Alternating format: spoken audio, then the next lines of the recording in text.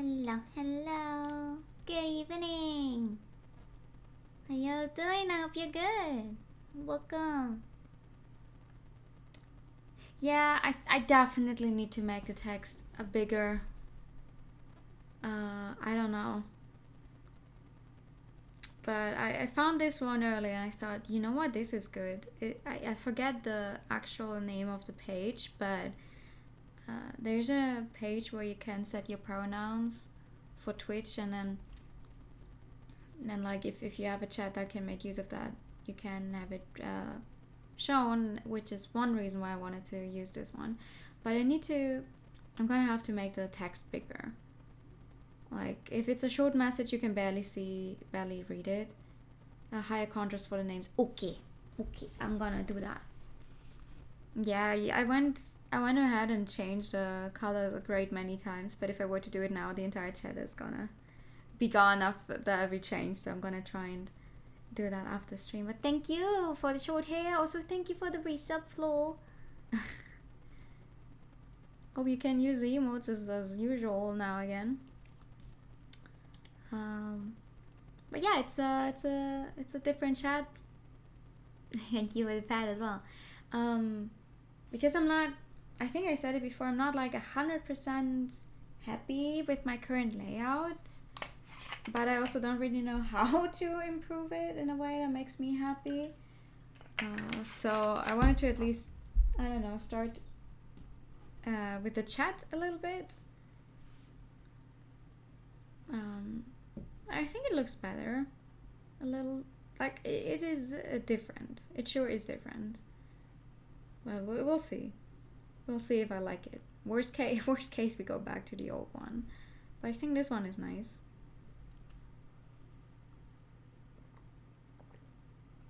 Also, I'm apparently dropping massive frames. I don't know. We haven't even done anything yet, and my internet is like...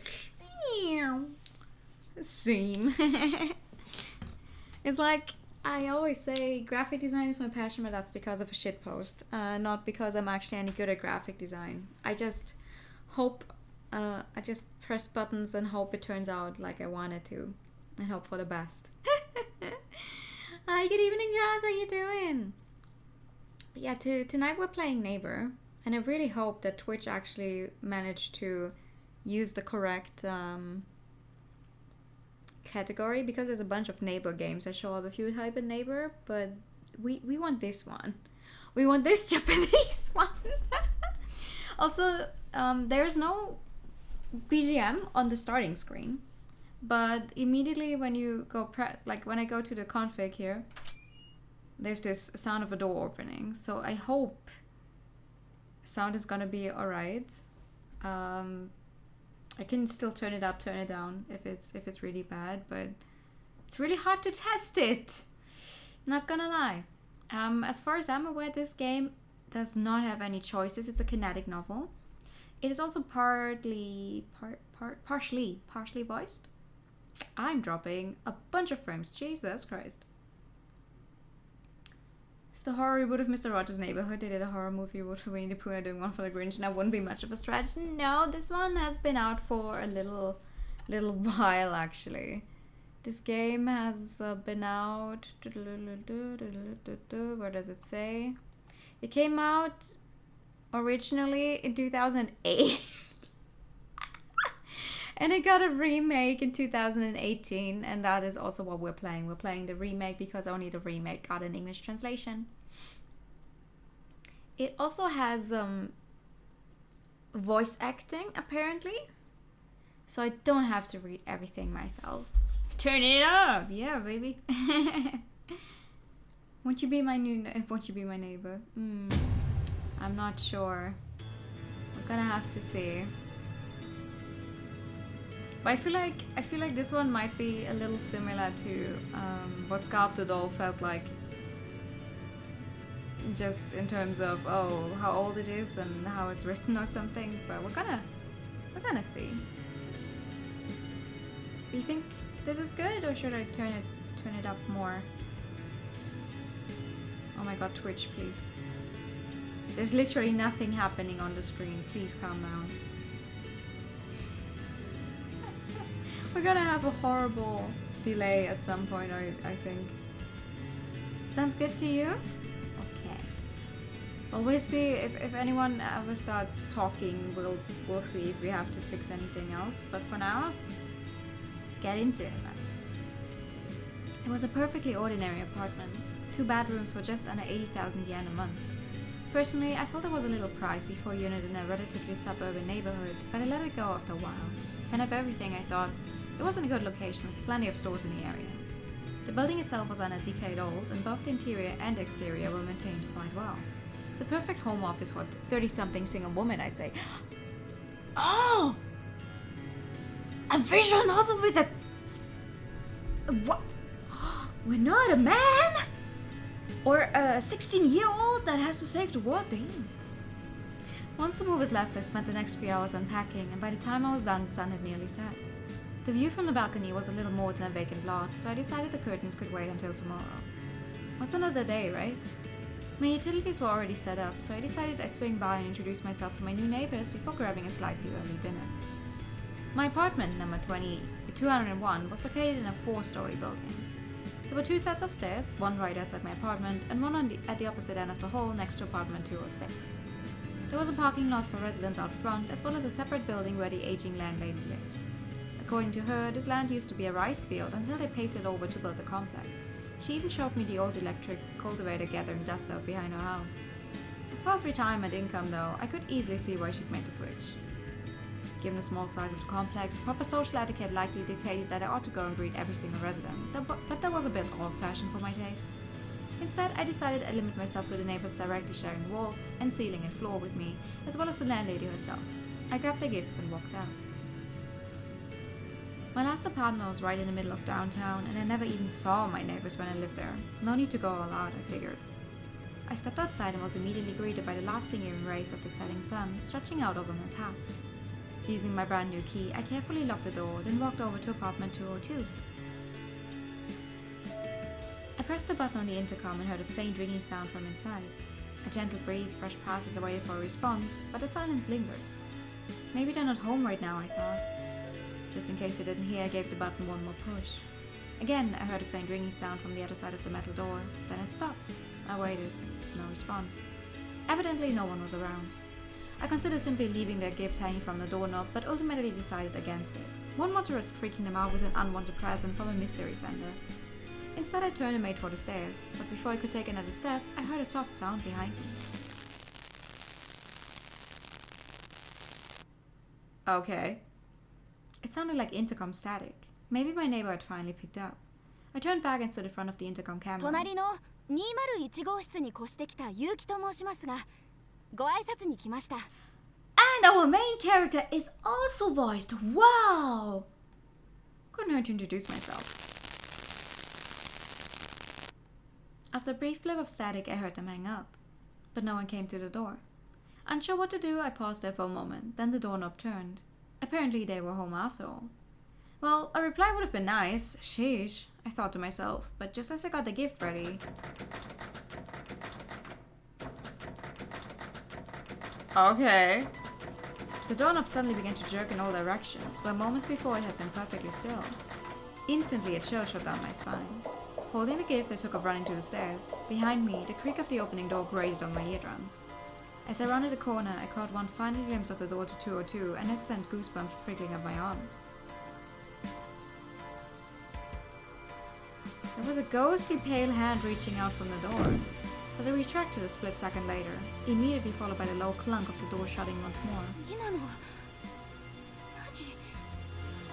Well, that's one way to greet the new neighbor. I collapsed onto the stairs, my legs quaking.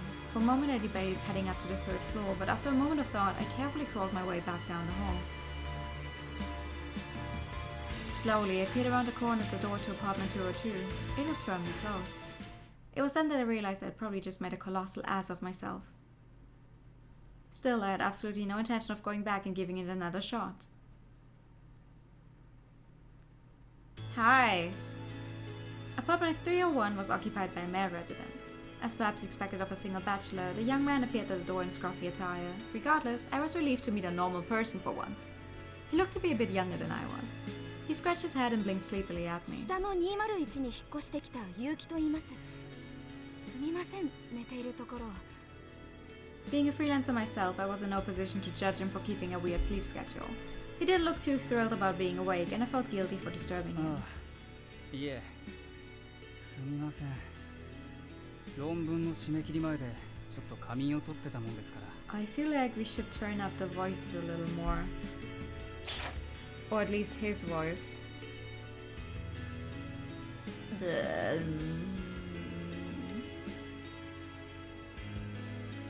Oh, his voice is already at max. So, wait. Let me turn on the BGM a little bit. And hope for the best.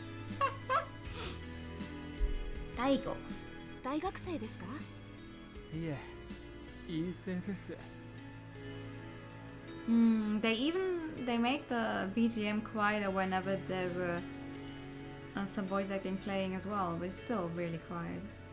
He went on to explain that this graduate school was part of a hard sciences focused on a university located in the suburbs about a 30-minute drive away.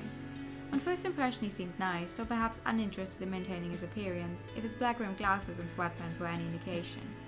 Then again, presentability isn't exactly the point of pajamas. Still, compared to the Friday just had at 202, I could forgive even the most outlandish of attire. 結城さんはどこかにお勤めですか？いえ、自宅でデザインの仕事をしています。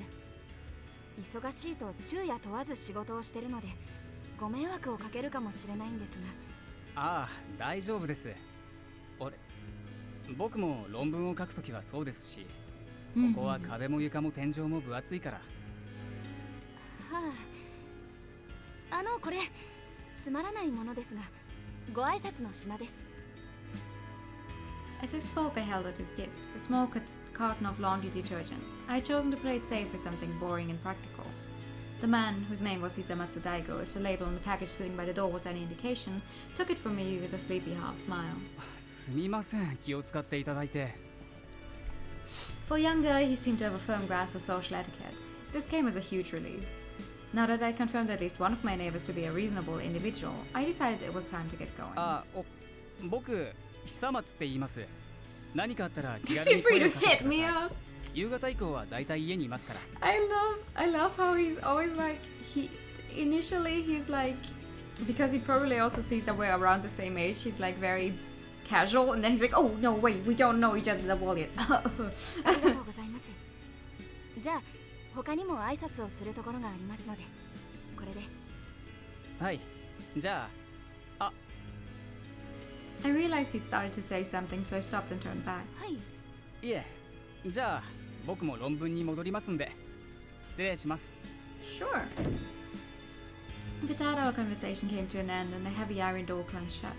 I didn't like how it had ended, though. Judging from the look on his face, there'd been something else on the tip of his tongue. もういっか。No sense spreading over things outside my control. Shifting the remaining gifts in my arm, I headed for the stairs once more. Was he about to ask me out to dinner or something? まさかね。Shaking the silly thought from my mind, I headed down the stairs, my footsteps echoing off the walls. Okay, so this one is the room above, and these ones are the room below. Okay, so she's really, because we're at the end of the hall, she really only has 3 apartments to visit. I see. Thankfully, the Ikuta family in apartment 101 seemed perfectly ordinary. I was greeted with a light, pleasant scent as the mother of the household poked her head out from the door. 上の201に引っ越してきた結城です。よろしくお願いします。 Being casual is the best way to get close. On the other hand, this is Japan, so landmine filled. Yeah, exactly. I think if you get the wrong person there to be casual with on the first time you meet them. 上にですか？はい、今日からなんですけど、何か？いえ、全然気がつかなかったもので。Oh, yeah, she sounds like a mom. She smiled stiffly, her face pale. Ignoring the yellow flag in my mind, I held up a gift. これつまらないものなんですが。まあ、わざわざすみません。Repeating what I told the last neighbor, I held out the detergent. Just then, a pair of little hands shot out from behind her and grabbed it. こんにちは、お姉ちゃん。Hi! こんにちは。That's more like it. 10 points for not calling me 上 ma'am. のお部屋に引っ越してきたの？ Oh, you're not that old too yet to be called ma'am, I see. 結城かえっていうの。お名前教えてくれる？生田むつみ、むつみちゃんか。いくつ？ 6歳。 6歳. 小学生かな。 4月からなの。 Hi, good evening. 1年生か。お嬢さんしっかりしてますね。まあ Mutsumi's mother looked slightly relieved that the conversation had shifted focus to her daughter. Maybe she'd had her guard up answering the door. She didn't know me after all. At least that was what I decided to tell myself. ねえ、お姉ちゃん。 Yes. 何？お姉ちゃんはすぐに引っ越しちゃったりしないよね。 No, I just moved in. それってどういう意味？むつみ The woman's shrill voice rang out through the corridor. Corridor. I looked up sharply to find her white as a sheet, her lip trembling. 生田さん。すみません。これから夕食の準備がありますので。むつみ、お部屋に行ってなさい。 Okay, the weirdness is immediately starting. Something is definitely wrong with the house. でもお姉ちゃんとお話ししたいよ。いいから。 Whoa! Something must have set off Mama Bear, I thought to myself. Baffled though I was, I could take a hint. It was time for me to go. 私も他に挨拶をするところがありますので、これで失礼します。 I could practically see the relief written all over her じゃあむ face. つみちゃん、またね。 I wished goodbye and stepped お back. 姉ちゃん、バイバイ。バイバイ。 Her little voice was drowned out by the heavy clunk of the door slamming in my face. Why did Ikta-san seem to instantly dislike me? I only just got here. Surely I hadn't done anything to warrant that kind of attitude. I thought about it for a bit, then shrugged it off. Call it intuition or a small voice in the back of my head, but something told me I'd understand someday. For a moment I simply stared down at the 2 remaining cartons of detergent in my arms. Then I decided it was time to pay my landlady a visit. Yeah, one of them we still have left because our direct neighbor is a very pale ghost hand and the other one is a landlady. Walking out of the apartment building, I cut across the parking lot and headed to the standalone building that served as the landlady's personal abode. In contrast to the main building, the landlady's house was fairly old and outfitted with a large garden. Thank you for the posture check. According to my real estate agent, most of the houses in this area belong to rice farmers turned millionaires after their property values skyrocketed. They told me it wasn't altogether uncommon to see apartment buildings constructed right next to the landowner's home. Adjusting my grip on the 2 remaining cartons of laundry detergent, I walked up to the old faded front door and rang the doorbell. はーい。 Hi! An elegant, feminine voice answered. 本日引っ越してきた結城ですけど。ああ、はいはい。ゆうきさんね。今開けますから。 The words had scarcely left her lips when the front door slid open, and there she was, my landlady. The last time I'd seen her was during the lease signing a few days prior. Her name was Inamoto-san, and I estimated her to be around the same age as my own mother. Her face lit up as soon as she spotted me. そういえば今日引っ越しだったのよね。お疲れ様でした。 I'm a little confused that, text says it with the last names, but then whenever they speak it's the first names, but いえ、これからお they're 世話にな color りま coded す。 at least. That's very cool. あらあら、こちらこそよろしく。 I had a fondness for these sorts of polite exchanges. Japanese humility at its finest. これ大したものじゃないんですが、ご挨拶がてら持ってきました。よかったら使ってください。 Perhaps detergent wasn't the most apt gift for my new landlady. Still, in my experience, women tended to appreciate practical gifts like these, an older woman especially. Sure enough, Inamoto-san smiled warmly and took the carton from my hand. あら嬉しい。まあまあ気を使ってくださって。 Well, to be fair, you're better off with detergent than, I don't know, baking something and meeting someone who maybe has some allergy or some kind or something they cannot eat. The detergent, they're gonna, because giving alcohol to people is like, no, what if they don't drink? At least with detergent, it's like either they use it or they give it to someone else who might use this specific brand if they don't like the brand or something. That's a good point. That left me with just 1 carton. I thought back to my experience with apartment 202. Surely the landlady ought to know what sort of person lives there, I thought. 私の隣ってどんな方が住んでるんでしょうか。隣。ええ、202号室です。I saw her face twitch. She was clearly rattled by my question. 隣はどなたもいらっしゃいませんよ。 Uh-oh. お隣は空き室なんです。どなたも住んでませんよ。誰もですか？ええ、確かにですか？ええ。 There was an obvious pause in her answer, but at this point I was too panicked to care. If no one lived there, then how would you explain the intercom static? The rattling doorknob? The door opening? The hand? I like the pause and then it's just in all caps. The hand? I wonder how that works in Japanese, in the original Japanese, because you can't caps lock in Japanese. Maybe they're 誰 rolling かが入り込んで katakana. るなんてことはないですよね。鍵は私が保管してますし、何より今はあの部屋は貸し出してませんから。 Oh, why not? でも私見たんです。ドアが開いたの。そんな、まさか。 Her smile was stiff, her voice shaky. What was she hiding in there? 本当なんです。中から人の手が出て。だってあそこは空き家なんですよ。じゃあ不審者が入り込んでるのかも。確認してみてください。でも隣がちゃんと空き室だってわからないと安心して住めませんから。わかりました。マスターキーを取ってき There's ます not から gonna be anything in 少 there し待 now. っててくださいね。はい。I was desperate. I needed to verify with my own two eyes, because I knew what I'd seen. A violently rattling doorknob, a door that opened on its own. And then a single hand. I wonder, like, if this game is originally from 2008, I wonder if they, you know, took that picture at someone's actual home and then Jay just had someone stand in there to put their hand on the door and then they took a picture of it and put it through like 15 filters to get this CG. After a moment, Inamoto-san returned, master key in hand. She seemed rather tense. That said, given the nature of my claim, I couldn't blame her. じゃあ行きましょうか。あ、はい。すみません。Perfect thing to, you know, check out something like this in the evening as well. I knew I had been seeing things, and yet I couldn't help but apologize anyway. Somehow it just didn't feel real.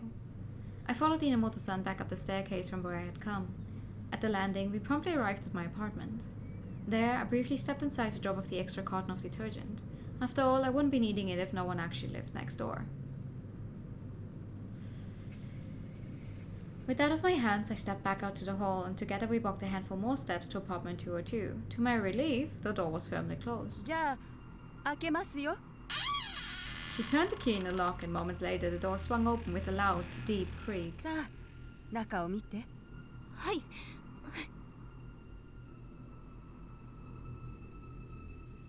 I peered past her into the apartment and froze. It was empty. The wallpaper was brand new and the floor was coated in a thin layer of dust. It was blatantly clear that no one had set foot in there in quite some time, much less lived there. I couldn't believe it. It made no sense. 中を見てもいいですか？中には入らないでくださいね。ここは貸してる部屋じゃないので。え、どうして？それはいろいろと身内の事情がありましてね。さあもう分か There った are でしょ。 reasons. 閉めますよ。 Okay, damn.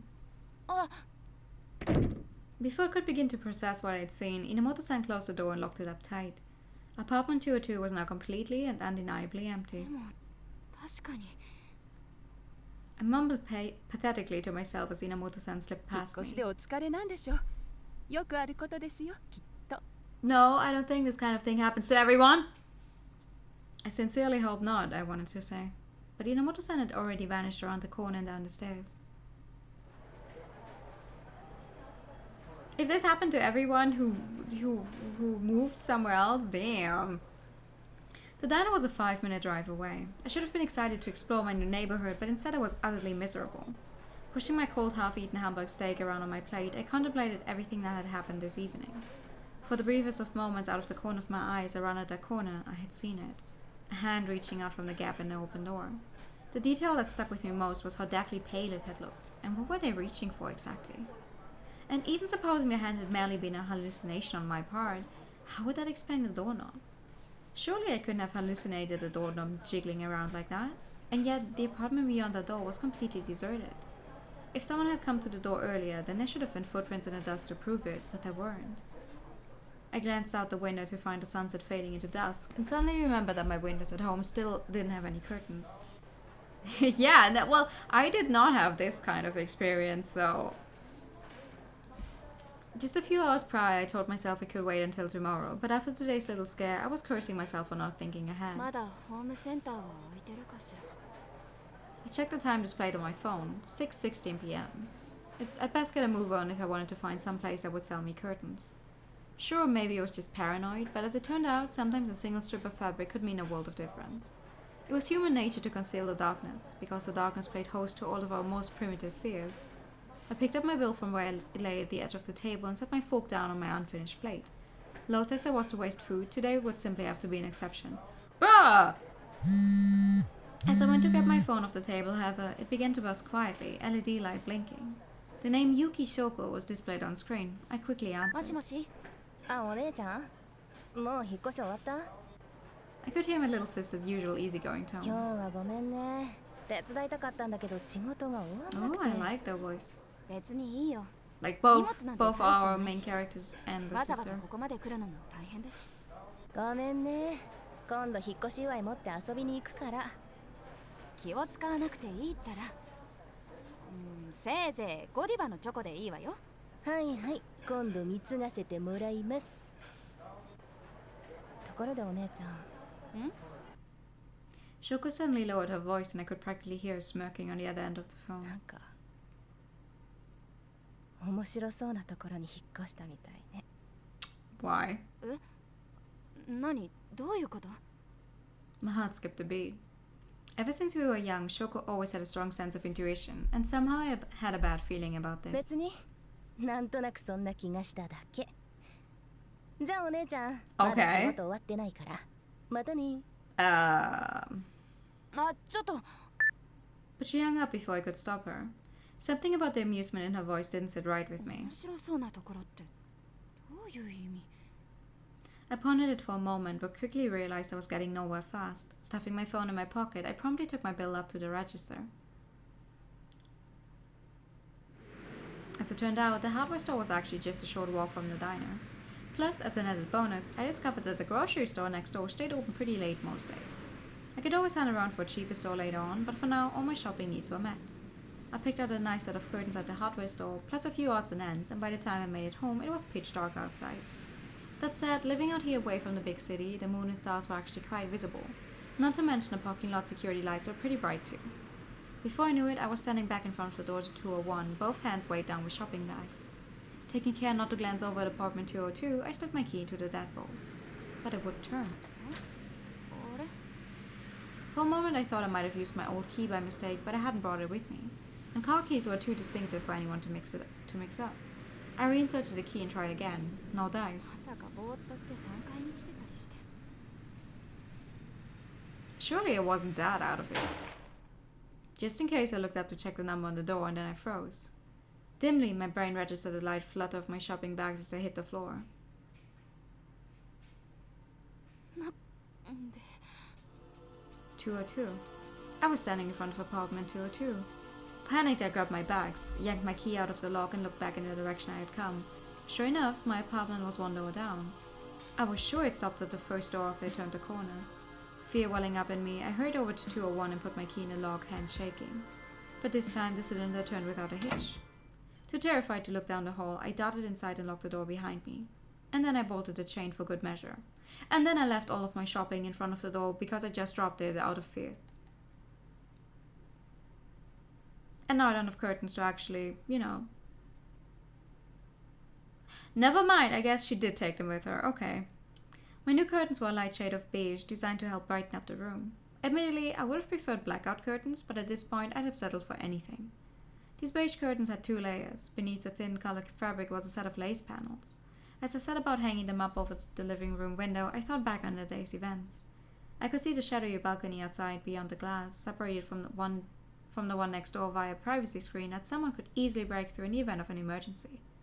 I kept my gaze averted, however. In the back of my mind, I kept worrying some formless entity was going to come creeping out of apartment 202 into my balcony. I felt a bit better once I finished hanging the living room curtains. but the hardest part was yet to come. The living room and bedroom were divided by a single sliding partition, and my bedroom shared a wall with 202. Somehow it felt different in there. 気のせい気のせい It had to be. After all, nothing had felt off when I went in there this morning. If only I hadn't seen that. The pale hand flashed through my mind again. Hastily, I shook the thought away. Forget it. I knew I'd never be able to stay if I kept dwelling on it. I shot a quick glance at the balcony. A single pane of glass was all that separated me from that unsettling darkness. Why was I letting myself get so worked up over some curtains? Silently reassuring myself, I set about hanging up the lace. My arms were starting to get tired from continually reaching up, but there was no time to complain. I needed to get this over with ASAP. I am very scared that she's gonna look up in the middle of hanging up these things and there's gonna be something in front of the window. I don't know.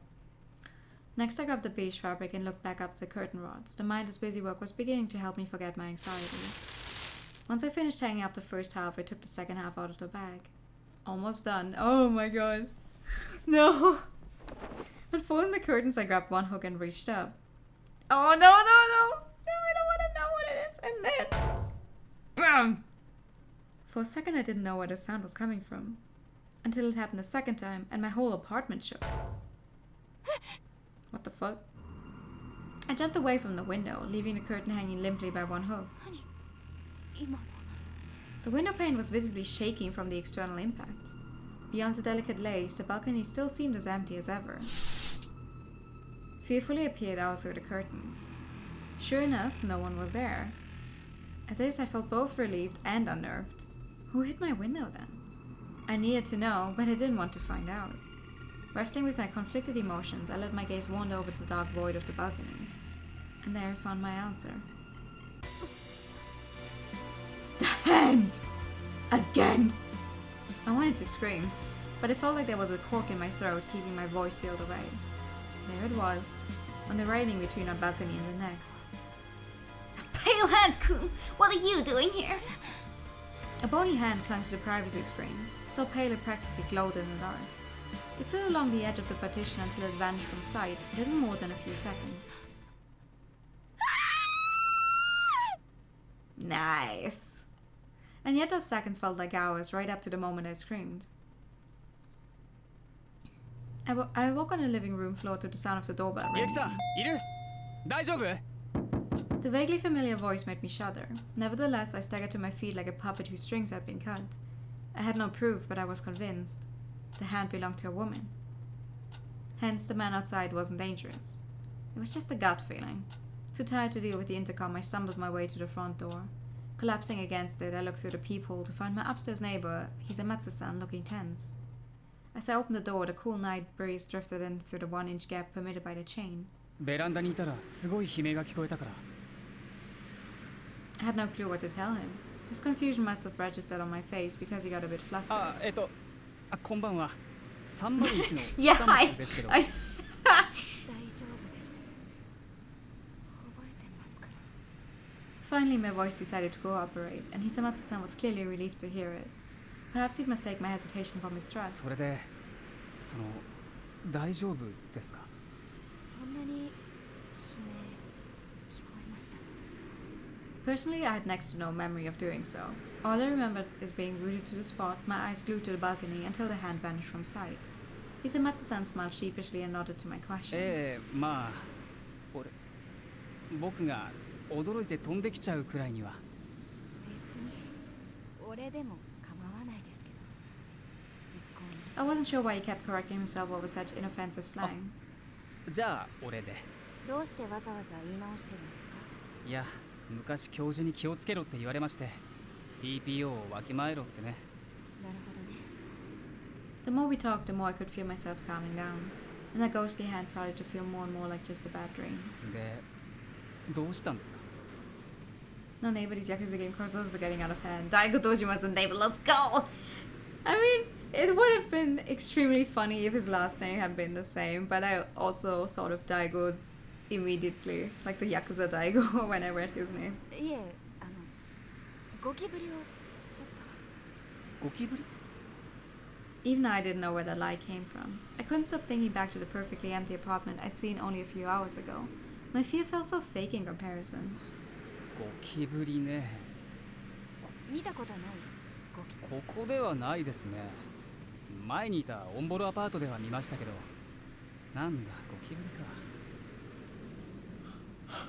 Excuse me. From the way he spoke, it sounded like he'd been expecting something else. I couldn't stop myself from asking. ゴキブリじゃなきゃ何だと思ったんですか？幽霊かな。 Instantly, a chill shot down my spine. Did he know something? But just as the suspicion crossed my mind, Hisamatsu-san grinned. なんて。泥棒とか痴漢だったら大変だと思ったんですよ。最近田舎も何かと物騒だから。まあそうですね。とにかく何もなかったようでよかったですよ。俺も安心して論文を書けるってもんです。そうか、邪魔しちゃったのね。ごめんなさい。いいえ。じゃあおやすみなさい。 I mean, it's nice that he came to look, though. お騒がせしてごめんなさい。じゃあ。I made to close the door, but it stopped a few centimeters from the threshold. I looked down to find Hisamatsu-san's hand on the doorknob. 何か。忘れてました。He extended a slip of paper through the chain's gap. 俺の携帯の番号です。何かあったらかけてください。Aw. 危ないことでも危なくないことでも飛んできますから。 Aw, what a nice guy. ありがとうございます。じゃあ今度こそおやすみなさい。 This time I shut the door without interruption. All at once the energy drained from my limbs and I sank to the floor. From there I crawled on my hands and knees to check the bedroom. The balcony was perfectly quiet and perfectly empty, just as though nothing had ever happened. Half of my curtain still hung limply by a single hook. I hurried over and secured the rest of the hooks to the curtain rod. After that I spent the rest of the night in the living room.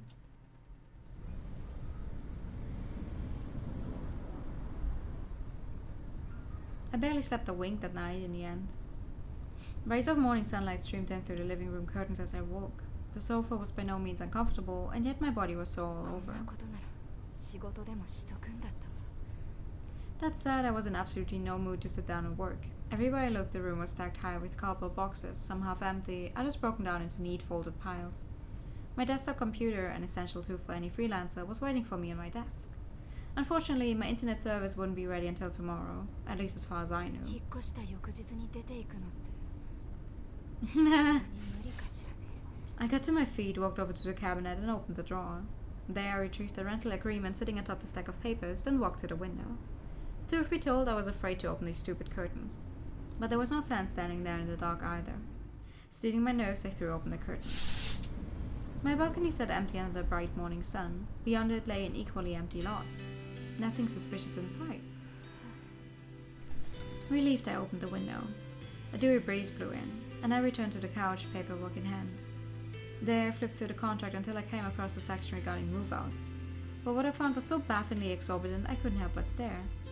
Should tenant move out before a period of 1 year has elapsed, tenant agrees to pay a penalty sum equal to 6 months' rent!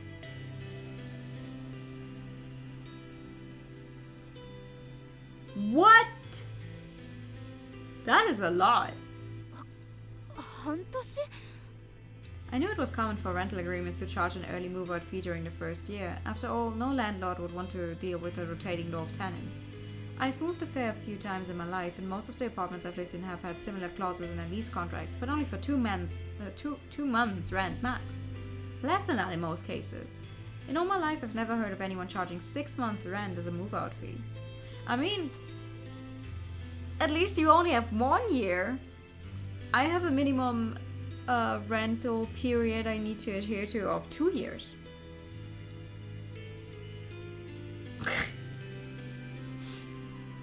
They might as well have simply typed up, "You're stuck here" in size 72 font. どうしてこんな。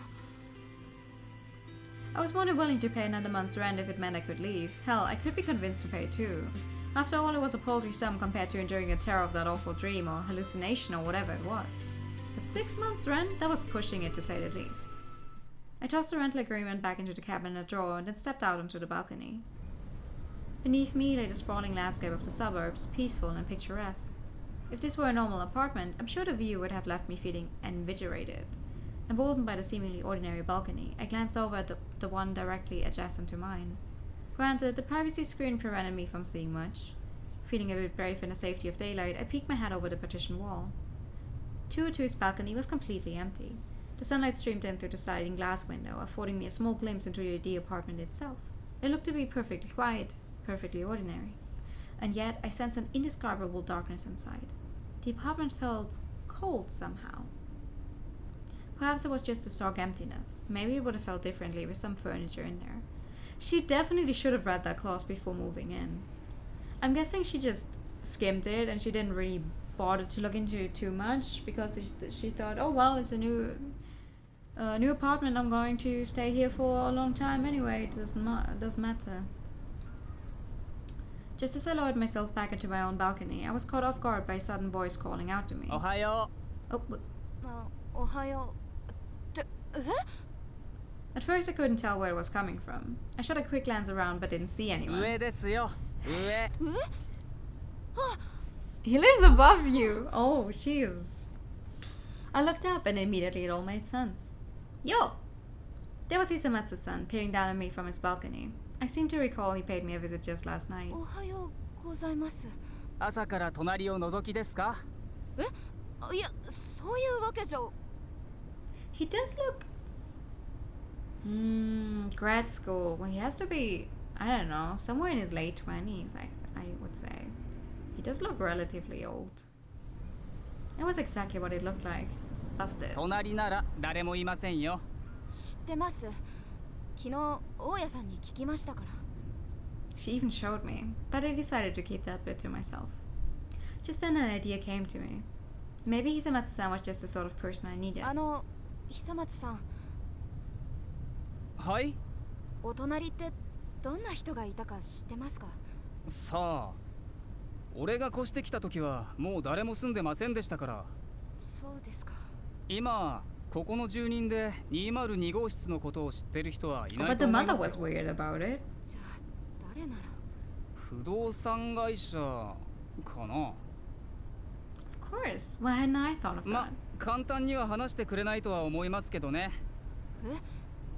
それってどういう意味ですか？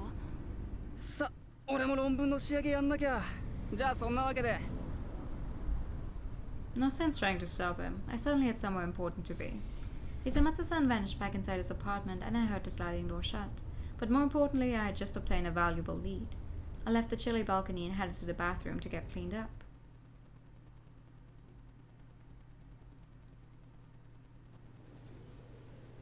This game does have chapters, surprisingly enough. This is already chapter 6. This was the first thing my agent said to me when I arrived at the real estate agency that had helped me sign my current lease. Chloe Vanderfeige. How are you? Realty? I chose this agency simply because it was the first one that caught my eye, but the name was so fanciful I often had trouble remembering it. Yeah, gee, I wonder why you cannot remember Vanderfeige. But that was hardly important right now. そこをなんとかどうしても知りたいことがあって。だからダメなんですって。最近はいろいろとうるさいんですよ。住人のことを漏らしたばかりに厄介ごとに巻き込まれることも少なくないんですから。He looked to be on the younger side, maybe a bit younger than me, and I could tell he was getting sick of me already. But I held my あの ground. ね、誰も住んでないはずの隣の部屋から怪しい音が聞こえたら誰だって怖いでしょ。その正体を知りたいからいろいろ聞いてるんじゃない。じゃあ大家さんにお聞きになったらどうです？目の前に住んでるじゃないですか。その大家さんが教えてくれないからお宅に聞いてるんでしょ。大家さんが教えられないならうちだって当然教えられませんよ。Judging from his tone, he was used to dealing with this sort of thing. I fixed him with a sharp glare, but just then another client walked in, family in い town. らっしゃいませ。 Her voice casually breaks the tension hanging in the air. ま、そういうわけなんで今日のところはお引き取りを。冗談じゃない。I didn't come here to mess around. After everything I'd been through in my brand new apartment, no less, I wasn't going お anywhere. 宅が紹介した物件で夜も眠れないほど Oh, 怖い目 she's に遭 gonna ってる make ん a ですよ。 scene because a family came in. この落とし前は一体どうつけてくれるの？あ Ah! Get fucked! Never underestimate the backbone of a woman who works freelance. I knew exactly how to handle this. My voice echoed through the office and my agent paled. I shot a quick glance around, and sure enough, the family that had just walked in was now looking nervously in our direction. And I knew the agent had noticed this too. その件に関しましては誠心誠意を持って対応させていただきます。こちらでお話を。Try me. Looking utterly defeated, the agent led me to a cubicle in the back corner of the office. Clearly he knew he was at the end of his rope. The area was furnished with 2 couches facing each other. Perhaps this was where they held business negotiations. The agent gestured for me to sit on one side and spoke in a low 少し voice. 待っててください。 As he disappeared beyond the partition, the receptionist brought me a cup of tea. By the time I take my first sip, the agent reappeared with a file folder in hand. 僕が教えたってことはくれぐれも内密にお願いしますね。Well, this guy folds way too easily.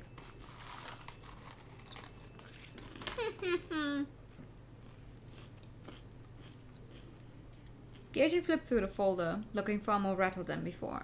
I glanced at the name tag affixed to his chest. Sorry about this, Hirai-kun. I swear I'm not trying to be a bitch, but I don't really have any other choice. それで202号室には一体どんな人が住んでて何があったの？それは実は僕にもわからないんです。ちょっとそれじゃ話が。まあ聞いてください。うちの会社があのアパートの仲介をやるようになったのは4年前からなんです。その時にはすでに202号室の賃貸募集は行われていませんでした。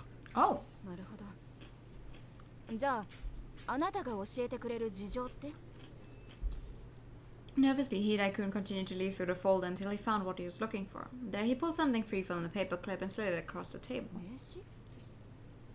うちの会社より前にあのアパートを取り扱っていた会社です。と言っても会社自体はもうないんですけ Oh, ど、 please don't send me on a wild goose chase. どういうこと？そこの社長が首をつったんです。もともと家族経営の不動産屋でしたから、社員は社長一人でしたし。でも家はそのまま会社があった場所の隣にありますから、うまくいけば奥さんには話が You're 聞ける just かも gonna しれま drop せ that ん。 on me? Oh yeah, he hanged himself. Like, hello? その社長が首をつったのいつ4年前かな。うちの社長とは仲が良かったみたいで、そこで扱ってた物件のほとんどうちが引き取る形になりました。僕が教えられるのはこれくらいです。ありがとう。 The fact that the complex's previous real estate agency CEO had committed suicide felt like a huge revelation. Maybe it was worth my time to poke a little further. Meanwhile, Hirai-kun let out a sigh of relief, but unfortunately, he wasn't rid of me もう quite 一 yet. ついいかしら。なんでしょう。私が今住んでいる部屋、シャトレ・ロマーヌの201号室には以前誰が住んでいたの201ですか。あそこは結城さんが入るまで近所にある地方銀行の借り上げだったんです。 No, 去年 no. までは女性が住んでいたはずですよ。どんな人？若い女性でしたね。確か久松さんって言ったかな。久松。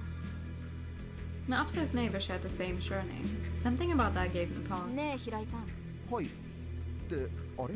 You どうし have て a name 僕の名 tag. 前？ネームプレートつけてるじゃない。もしかして201号室って頻繁に人が入れ替わったりしなかった？ Hirai-kun frowned at my question. Clearly, he'd been hoping I wouldn't ask. そうですね。201と203。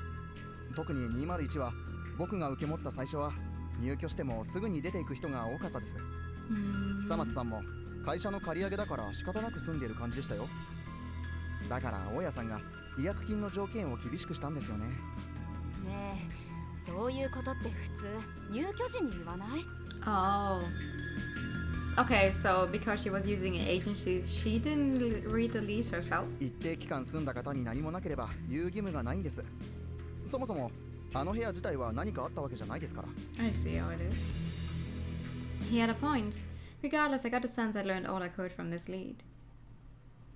I downed the rest of my cold tea and stood up from the couch. Instantly, I could see relief flood over Hirai-kun's face. 教えてくれてありがとうね、平井さん。いえいえ。でもくれぐれも僕が言ったとは。内緒にしとくわ。ああ、でもまた聞きたいことがあったら来るかも。I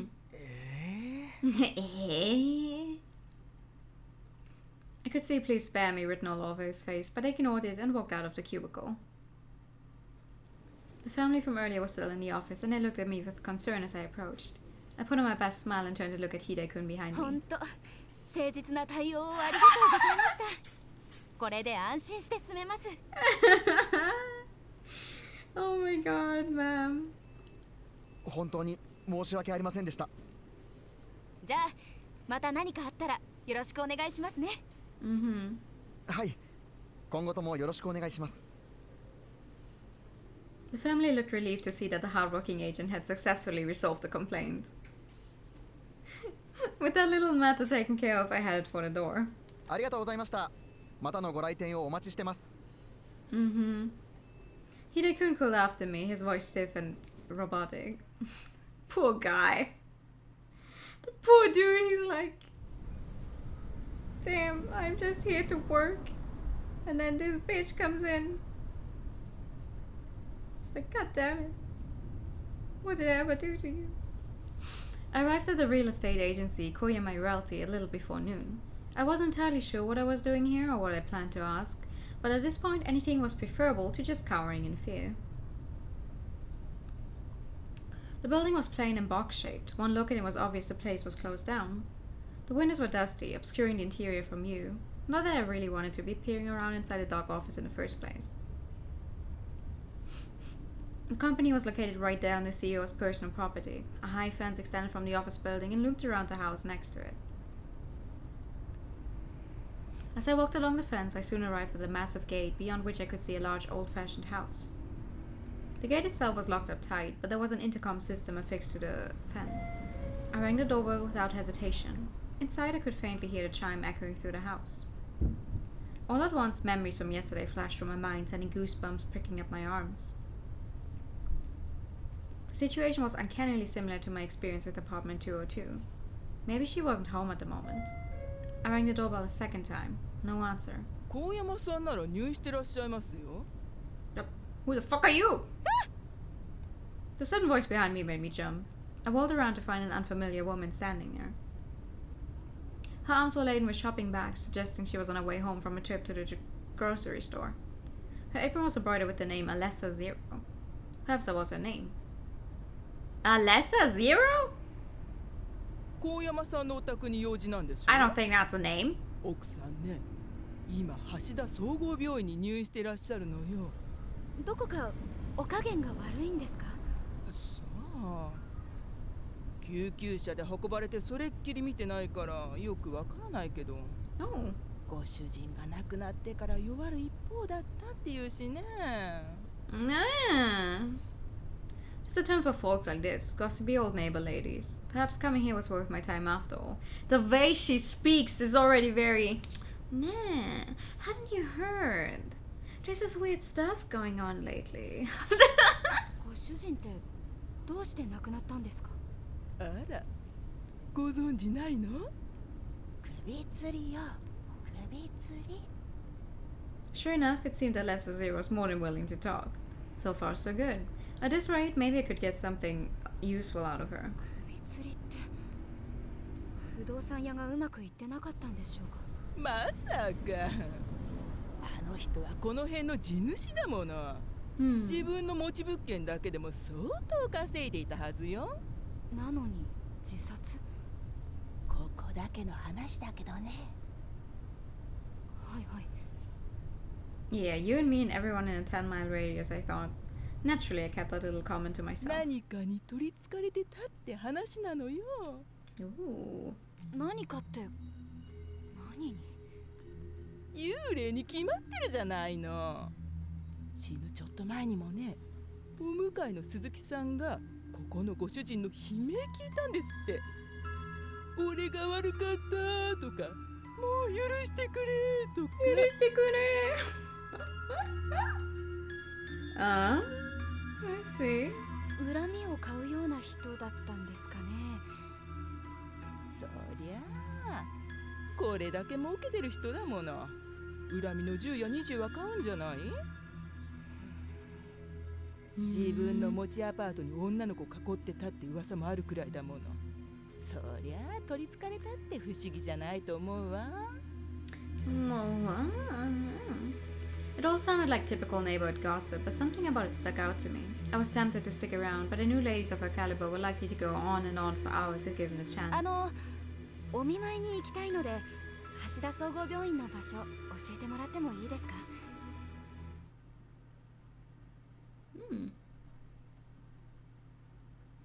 All hospitals are basically the same. People milling about in a frenzy, many of them clearly unwell.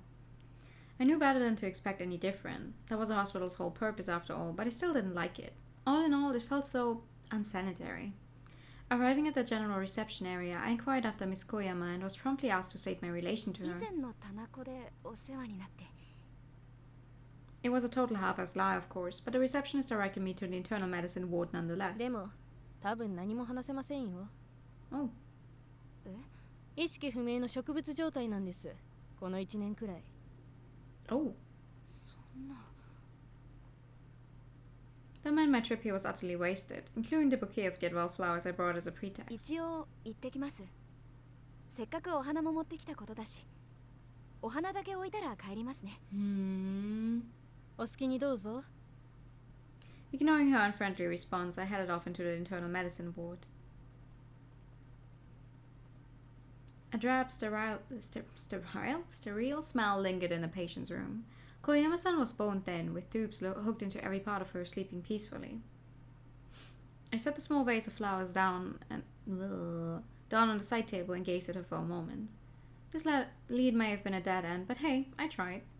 After that, I promptly turned and left the room.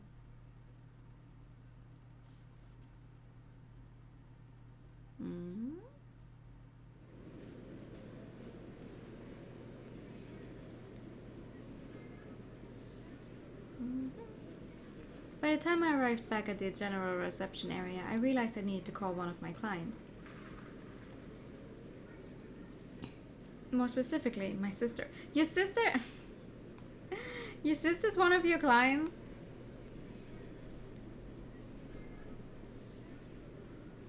She worked for a small-time magazine publisher. As it happened, I was in charge of running their website. Yeah, but I wasn't going to have internet access until tomorrow, and I'd forgotten to tell her I wouldn't have the latest site update ready until tomorrow night at the earliest. I checked the time, 2 p.m. I knew she might be in a meeting, but I decided I could just leave a voicemail if it came to that. Thankfully, after a few rings, she picked up. もしもし、翔子？お姉ちゃんごめん、急ぎのようじゃなかったら後でいいかな。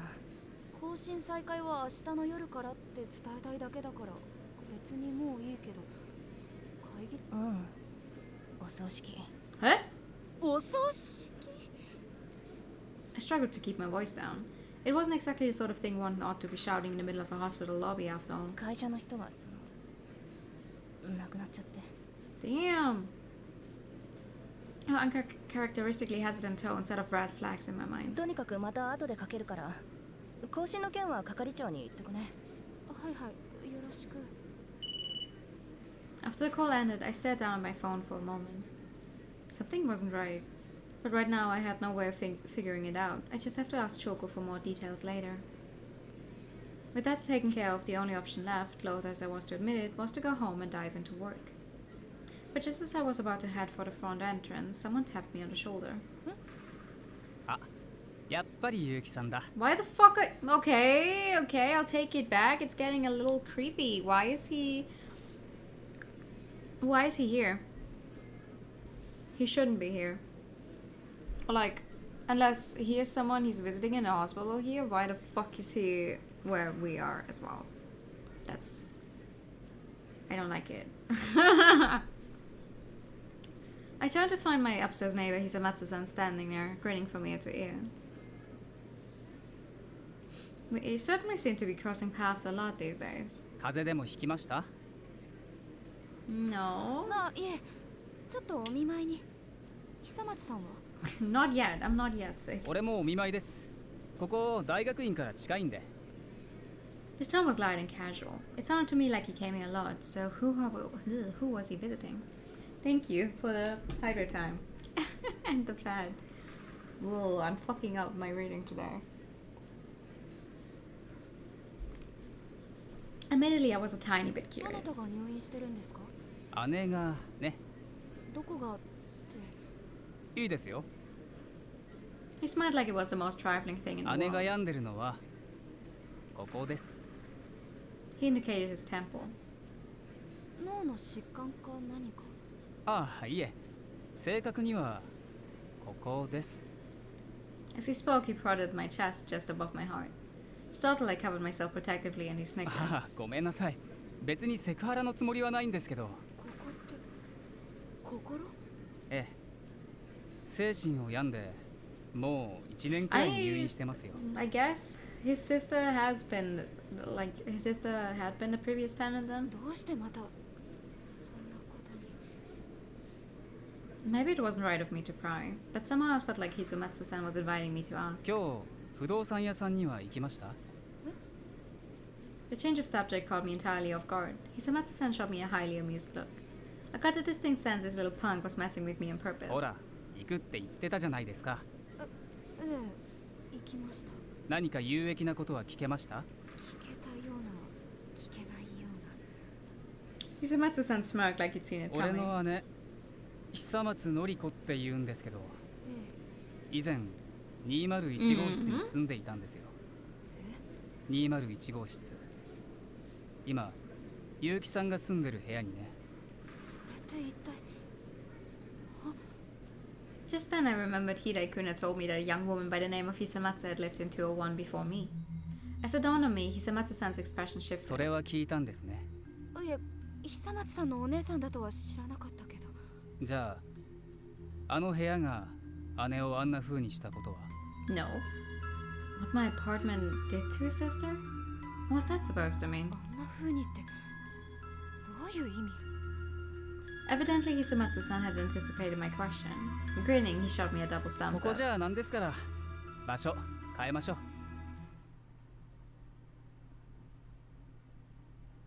My guy, you're being very weird.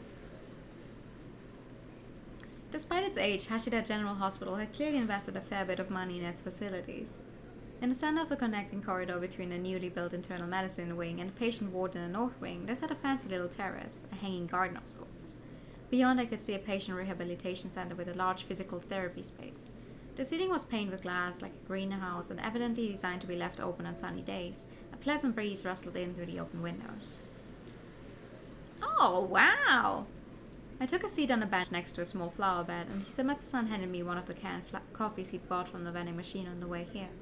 But he didn't open his, instead he kept his eyes on me. Looking at him up close, I realized he was actually rather handsome. Maybe if he shaved and got a nicer pair of glasses. Anyway. 何でしたっけ？ As a single woman in her 30s, I wasn't used to being stared at so intensely. I attempted to steer the conversation into more productive territory, and Hisamatsu-san nodded and cracked open his can of coffee. その前に、結城さんに聞きたいことがあるんですけど。何でしょう？昨日のゴキブリって嘘でしょ？ Well, yeah. It was hardly a question, rhetorical at best. For a second I wasn't sure how I was even supposed to respond. Instead, I took a sip of my 本 coffee. 当は何を見たんです？ Before I could so much as swallow, he asked a second question. Evidently, my younger companion was the impatient type. そんなにせっかちだと嫌われますよ。もう嫌われたからいいんです。 I looked up at him sharply and found him staring firmly back. His steely expression contrasted sharply with his casual 聞かせ tone. てくださいよ。あなたが見たものが姉が見たものと同じかどうか。どういう意味？言ったままです。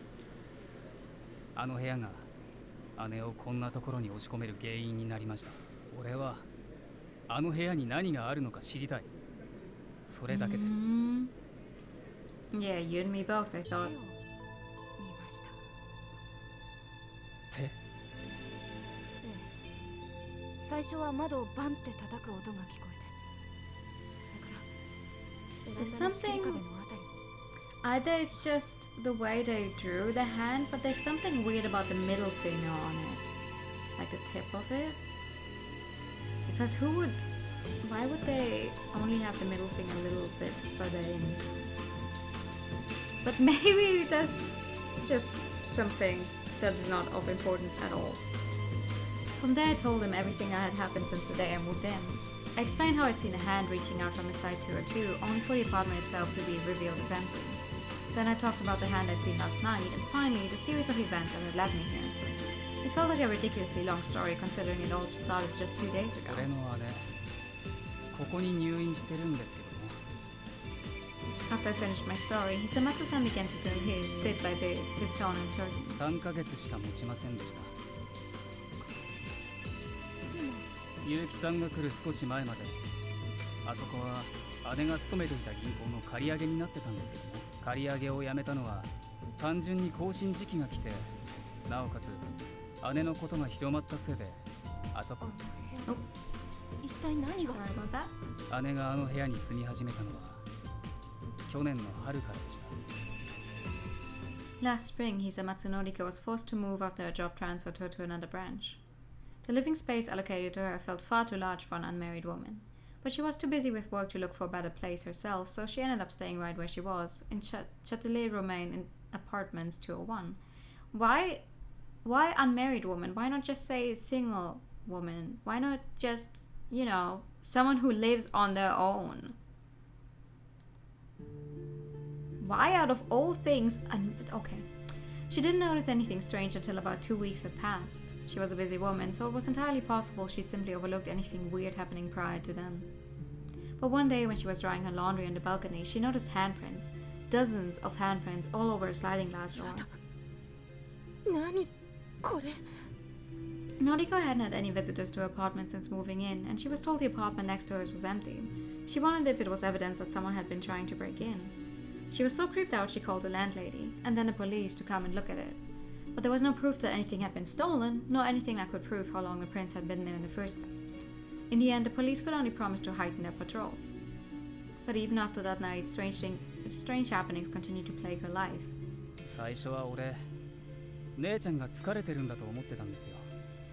もしくは、タチの悪いストーカーにあったって。 The banging noises were localized to her windows at first, but over time it moved to the walls of her closet. What started as a few taps escalated into hours and hours of noise all night long. But no matter how much she suffered, the landlady continued to shrug it off, insisting the apartment next door was empty. She begged her employer to let her move out, but they refused to break the lease agreement. 2ヶ月くらい経った頃かな。大悟お願い助けてもうこれ以上こんなところに住めないわ。住めないってどういうことだよ。 Is まだ that 引 why っ越し he たばっ moved かりだ。 in as well? 壁から To find out what was wrong? 壁から誰か出てくるの。多分詳しいことはわからないんですけどね。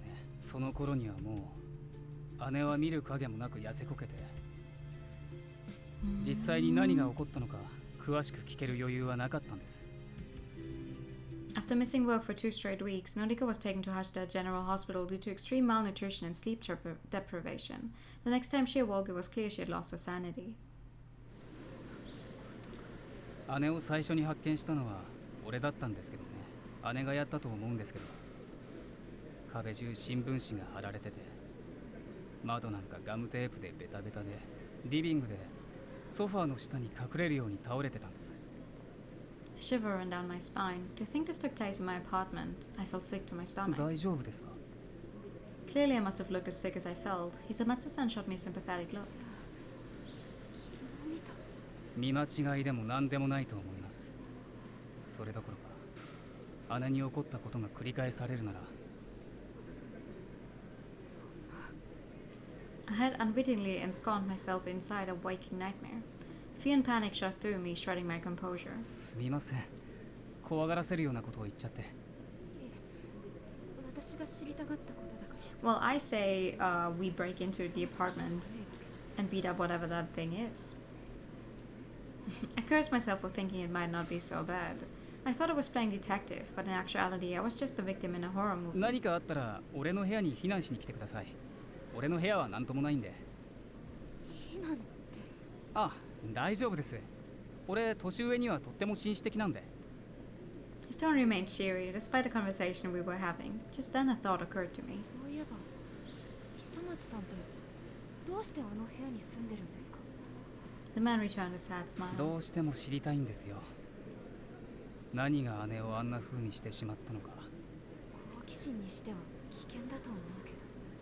The palm has a bad carbon monoxide and everyone there is suffering from carbon monoxide poisoning. But I mean, it's not limited to just 201. It's apparently also on the other side, on 203 as well. 義務かな。 But it seems to be limited to the 両親 second が結構 floor. 前に死んで、俺をここまで面倒見てくれたのは姉なんで、その姉があんな風になっちゃったのに、何もしてあげられなかったから。 He grimaced bitterly, his eyes on a can of coffee, his hands 俺が trembling. 入居した時って、下の部屋はまだ銀行の借り上げ中で、上の部屋しか空いてなかったんですよ。だから301に入ったんです。今度下に住む誰かに何かあった時、手助けができればいいなって。昨日すぐに来てくれ下心もありますよ。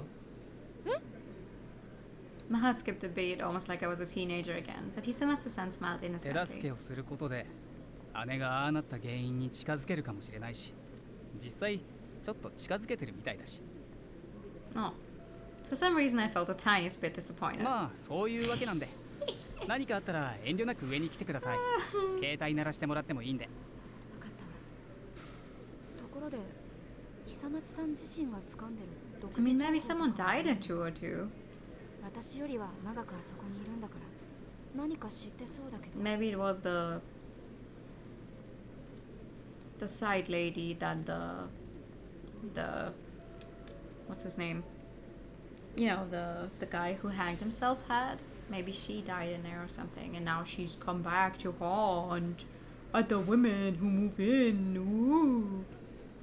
Hisamatsu-san あ smirked. るにはありますよ。教えてくださいよ。こうなった以上、情報はできるだけ共有しないと。じゃあ一旦帰りましょう。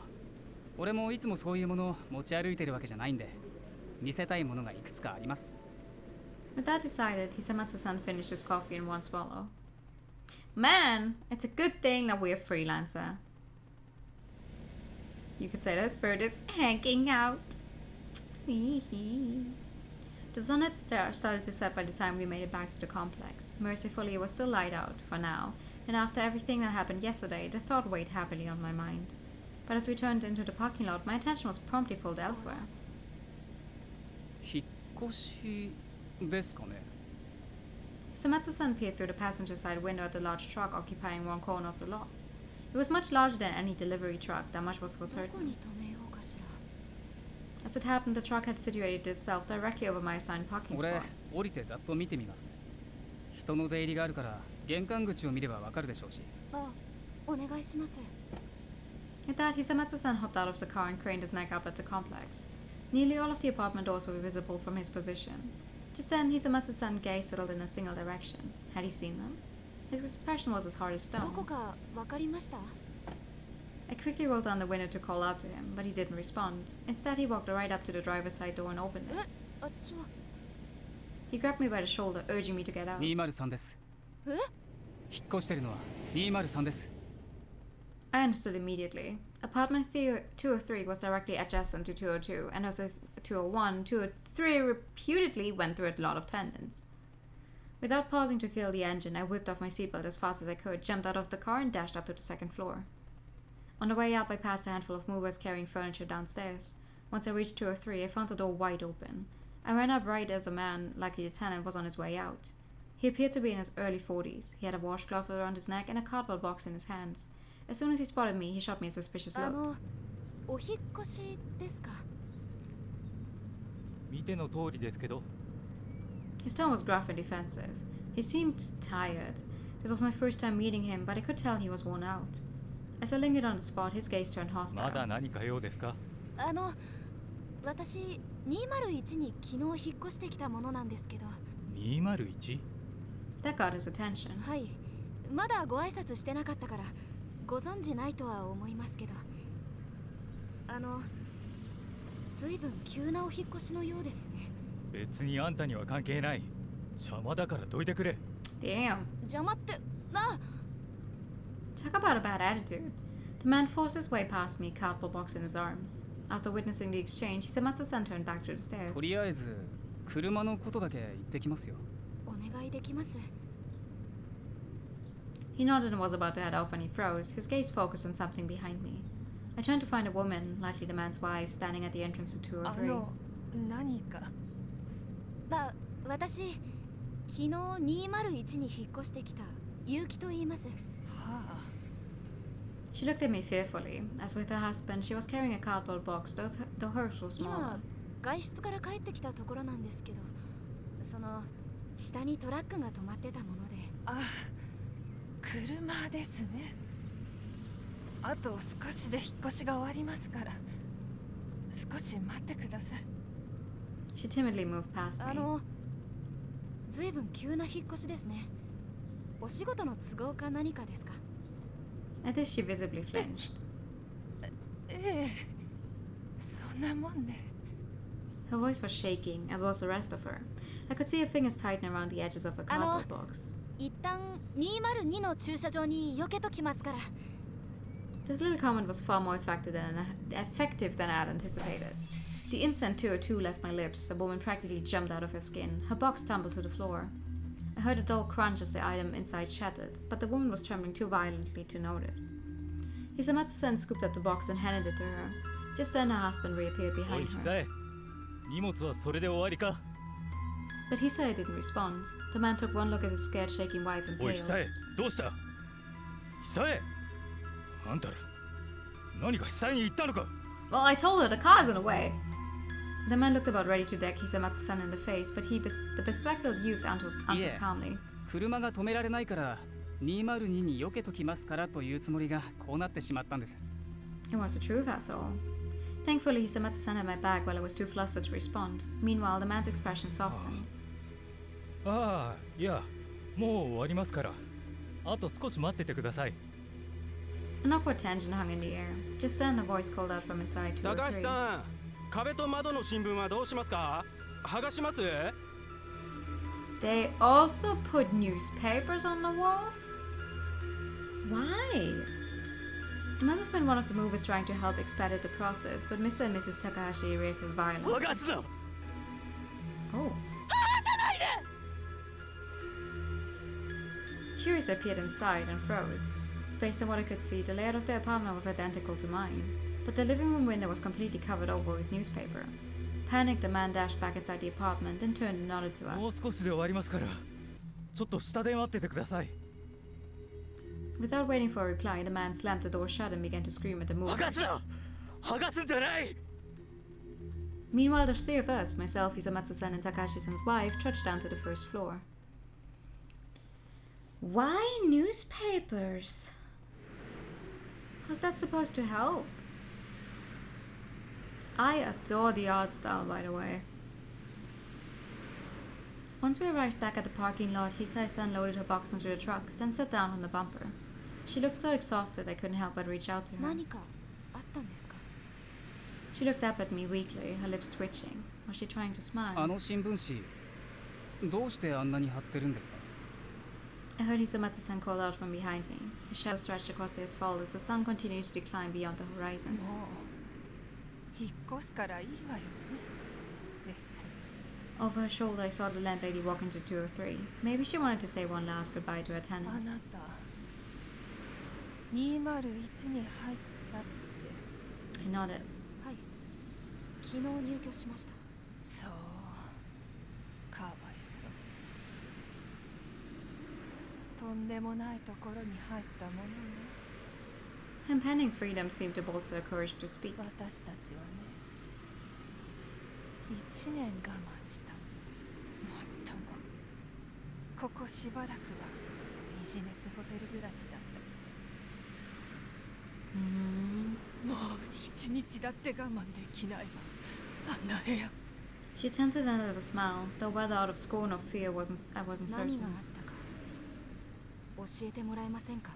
いいの話して。 Hisai-san's voice shook. It sounded less like a request for permission and more like a 聞い warning. ても聞かなくても見るものが一緒なら聞いておいた方がいいです。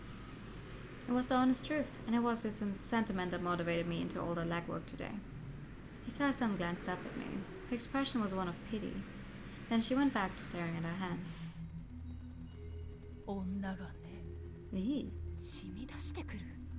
壁からね少しずつしずつ I tried to picture it, but I couldn't. It just didn't make any sense. 勇気があるなら私たちが出た後に壁の新聞紙を剥がしてみたらいいわ。窓の新聞紙は Hisamatsu-san, who had been quiet for some time, finally spoke, but I had a feeling I knew the answer. 手がね、手女の手が窓を這い回るの。へえ。カーテンを閉めても A shiver ran そ down の my 裏を spine. 這い Oh, 回る。 and I accidentally spoke over her. Hisae-san hopped off the truck and walked over to me as if she sensed my fear. Then she pulled something from her pocket and pushed it into my hands. 大家さんに内緒で作った合鍵。あの部屋にあるものを見たら何が起こるか分かったら、どこかに避難した方がいいわ。少なくとも夜の間だけでも。 Her voice was quiet, yet impassioned. Moved by her entreaty, I cupped my right hand around hers. Moments later, I felt a small metal object lay in my palm. I looked down at my hand to find myself holding a key, one that looked very similar to my own. なぜ私に本当はそういうの専門の雑誌社に売る予定だったの。でもその記者が来なくなったから無駄になっちゃった。 I wasn't sure what to say. The key felt heavy in my hand. I could feel it practically begging to be used. おい久江行くぞ。 At the sudden voice, I realized her husband was standing beside the moving truck. Behind him, I could see the landlady heading back to her house, looking quite displeased. The man looked over at す me. いませんね。もう出ますから。 Then he headed to his car and hopped inside as if he was washing his hands of the place entirely. Hisae-san watched him go, then turned back to us. じゃあお元気で。高橋さんもお元気で。 With a wave, she turned and climbed into her husband's car. No sooner had the passenger door shut than the car backed up and took off out of the parking lot, followed shortly by the moving truck. Jesus Christ. Left alone under the red glow of the sunset, I stared down wordlessly at the key in my hand. 車動かそうか His words brought me back to reality with a start. 大丈夫。 I headed over to my car, all the while gazing up at apartment 203. The Takahashi's family fearful expressions lingered in my mind. 剥がすな。 What on earth were they so afraid of? Stuffing the key in my pocket, I climbed into the driver's seat. What on earth were they so afraid of? The same thing you're gonna be afraid of. その鍵どうするんですか I parked my car in a complex parking lot and hopped out. 203の鍵のこ Obviously, that was what he meant. Hisamatsu-san nodded and looked up at the second そ floor. んなに急ぐこともないとは思うけど、もし明日ハウスクリーニングに入ったらその鍵があっても意味がないでしょ He had a point. While it was unlikely she'd be able to fill the vacancy anytime soon, I knew there were always exceptions. Myself, for example. The apartment would be cleaned, the newspapers would be taken down, and eventually it would be as though nothing strange had ever happened. At that point, I would lose any chance I had of learning exactly what had taken place there. Assuming another tenant like Takahashi-san didn't turn up, that 行 is. きましょうよ俺もついてくから Easy for you to say, I と。でも thought. もうすぐ暗くなっちゃうけど。暗くなったらもっと行けなくなるよ行くなら今のうち Okay, point taken. さあ行きましょうあ、Apparently he wasn't about to take no for an answer. Hisamatsu-san slung an arm around my shoulder and set off toward the main entrance. I found myself having to half jog just to keep up with his stride.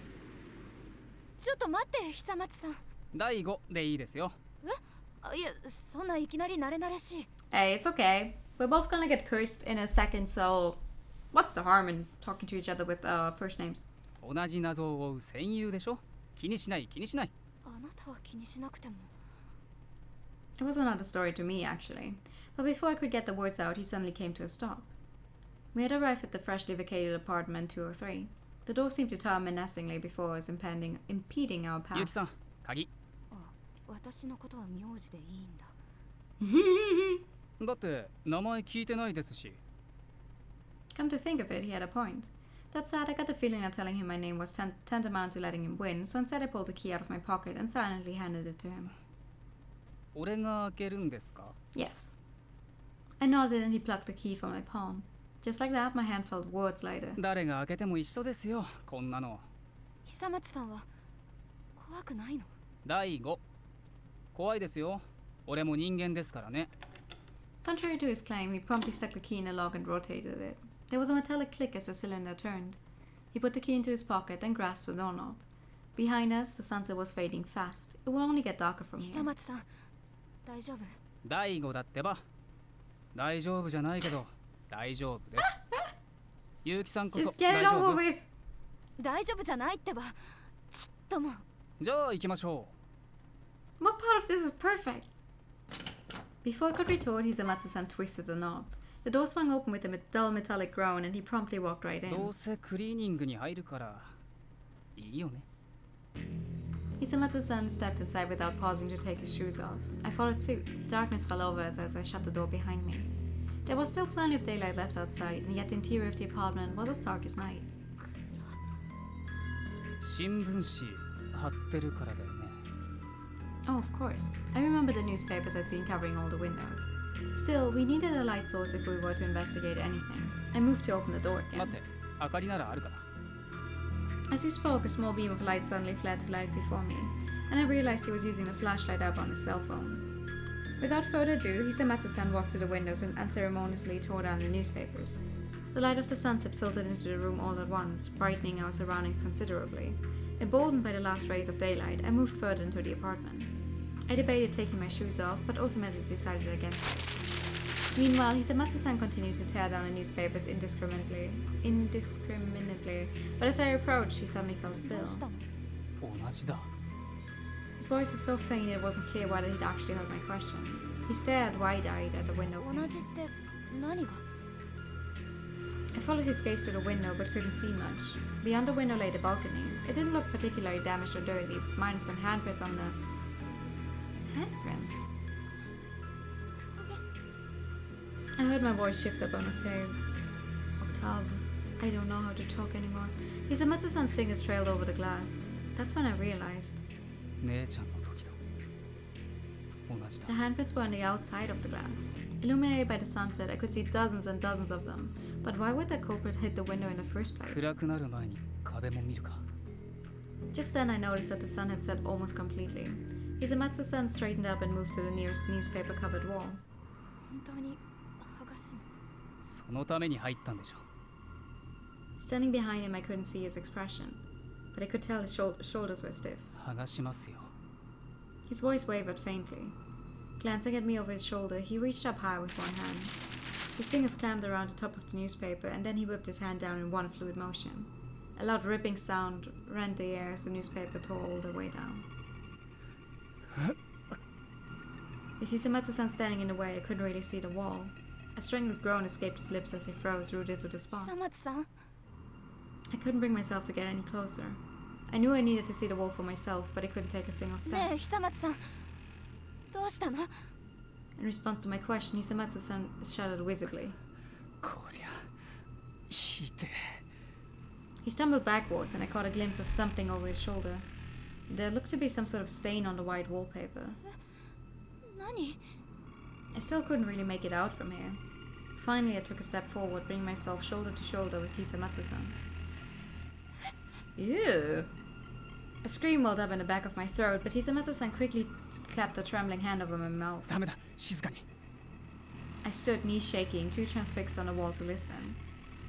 Hisamatsu-san pulled me into an embrace as if to shield me from the 落 sight. ち着いて。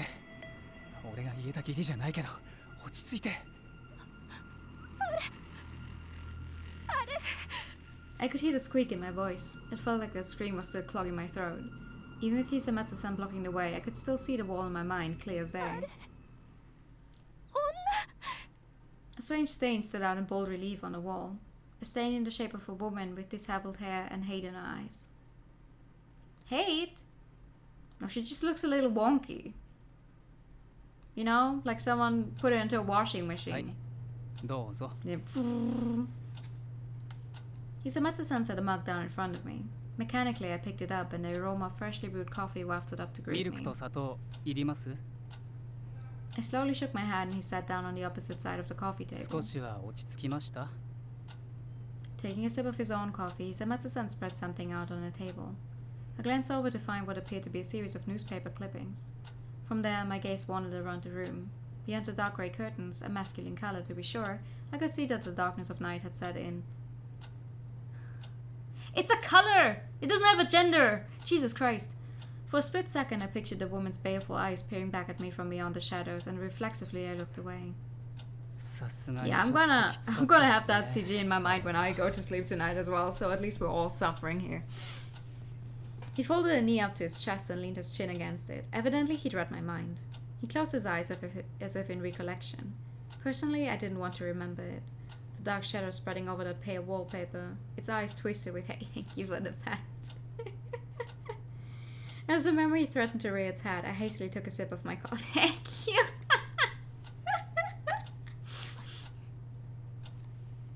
In my rush, I'd forgotten to test the temperature of the drink beforehand. I could feel my lips and tongue burning. I looked over to find him staring at me. The two of us had dashed out of apartment 203 and, without even pausing to lock the door behind us, headed straight for the 3rd floor. We'd already made plans to swing by his place anyway, so I guess it worked out. I had absolutely no desire to stay in my apartment alone. Once we got here, Hisamatsu-san went out of his way to help me calm down. Without his help, I probably would have lost it entirely. ごめんなさい、取り乱して。無理もないと思いますよ。俺もちょっとやばかったし。I took another sip of coffee and felt a hot, bitter fluid warm my stomach. Finally, I recovered my composure. 資料見ます？ Hisamatsu-san gestured at the paper spread across the table. I must have looked notably calmer. そうね。そのためにお邪魔したし。Upon first glance, Hisamatsu-san's newspaper clippings all appeared to pertain to the same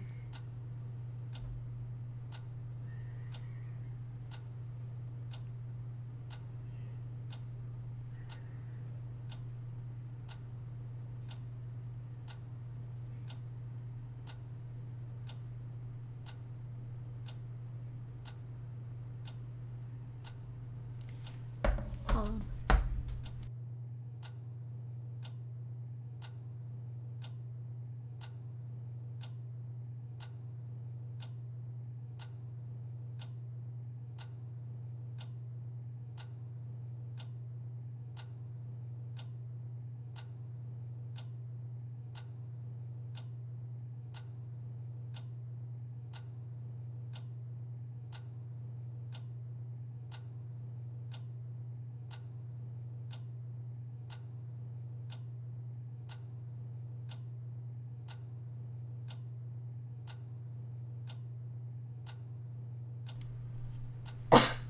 Oh, maybe I should stop coughing and then unmute. Oh my god.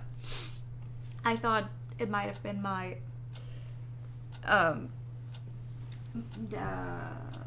my neighbors. Well, it was my neighbors, but it wasn't actually my doorbell. It was my neighbor's doorbell. But I wanted to make sure. Jesus Christ. And now I have something in my throat. I don't like that we're playing a horror game about neighbors. And then I hear one of my neighbors absolutely kill another neighbor's doorbell. Because we cannot use a doorbell normally here. No, we always do like a for a really long time. Okay. Upon first glance, Hisamatsu-san's newspaper clippings all appear to pertain to the same incident. Female college student goes missing. M-City, Maebara. Police began investigation after Yumihara Motoko-san, age 20, went missing on the morning of the 20th. Motoko-san attended J University. According to a friend, she went missing shortly after a phone call a few hours prior, around midnight. Missing college student found dead in the mountains. M-City, Maebara. Missing college student Yumihara Motoko-san, age 20, was found dead on the morning of the 1st by local hiker Fujiwara Shinya-san, age 43. Police have ruled her death a suicide after discovering a rope tied to a tree branch on the scene. As of today, her remains are to be sent back to her family. M-City, Maebara, the very town where our apartment complex was located. I read through the rest of the clippings, and sure enough, they were all related to the missing college student. この記事は I looked over at Hisamatsu-san. He took a sip of his coffee, then set his Mac down on the table. その記事見て何か気づきません？どういうこと？ I carefully read over the clippings one more time. Suddenly something caught my eye. 自衛大学って久松さんの大学院。 Hisamatsu-san snapped his で fingers. す。ちなみに俺、大学も自衛大です。その記事の5年前、俺は1回生でした。Which meant he was now somewhere around 23 years old. He looks older than 23. So young. I felt my gaze narrow with a hint of envy, but Hisamatsu-san 結 continued. 構覚えてるんですけどね、その事件。大学に警察が来たりして大変でした。姉ちゃんがあんなことになって、俺なりに調べてみたんですよ、あの部屋のこと。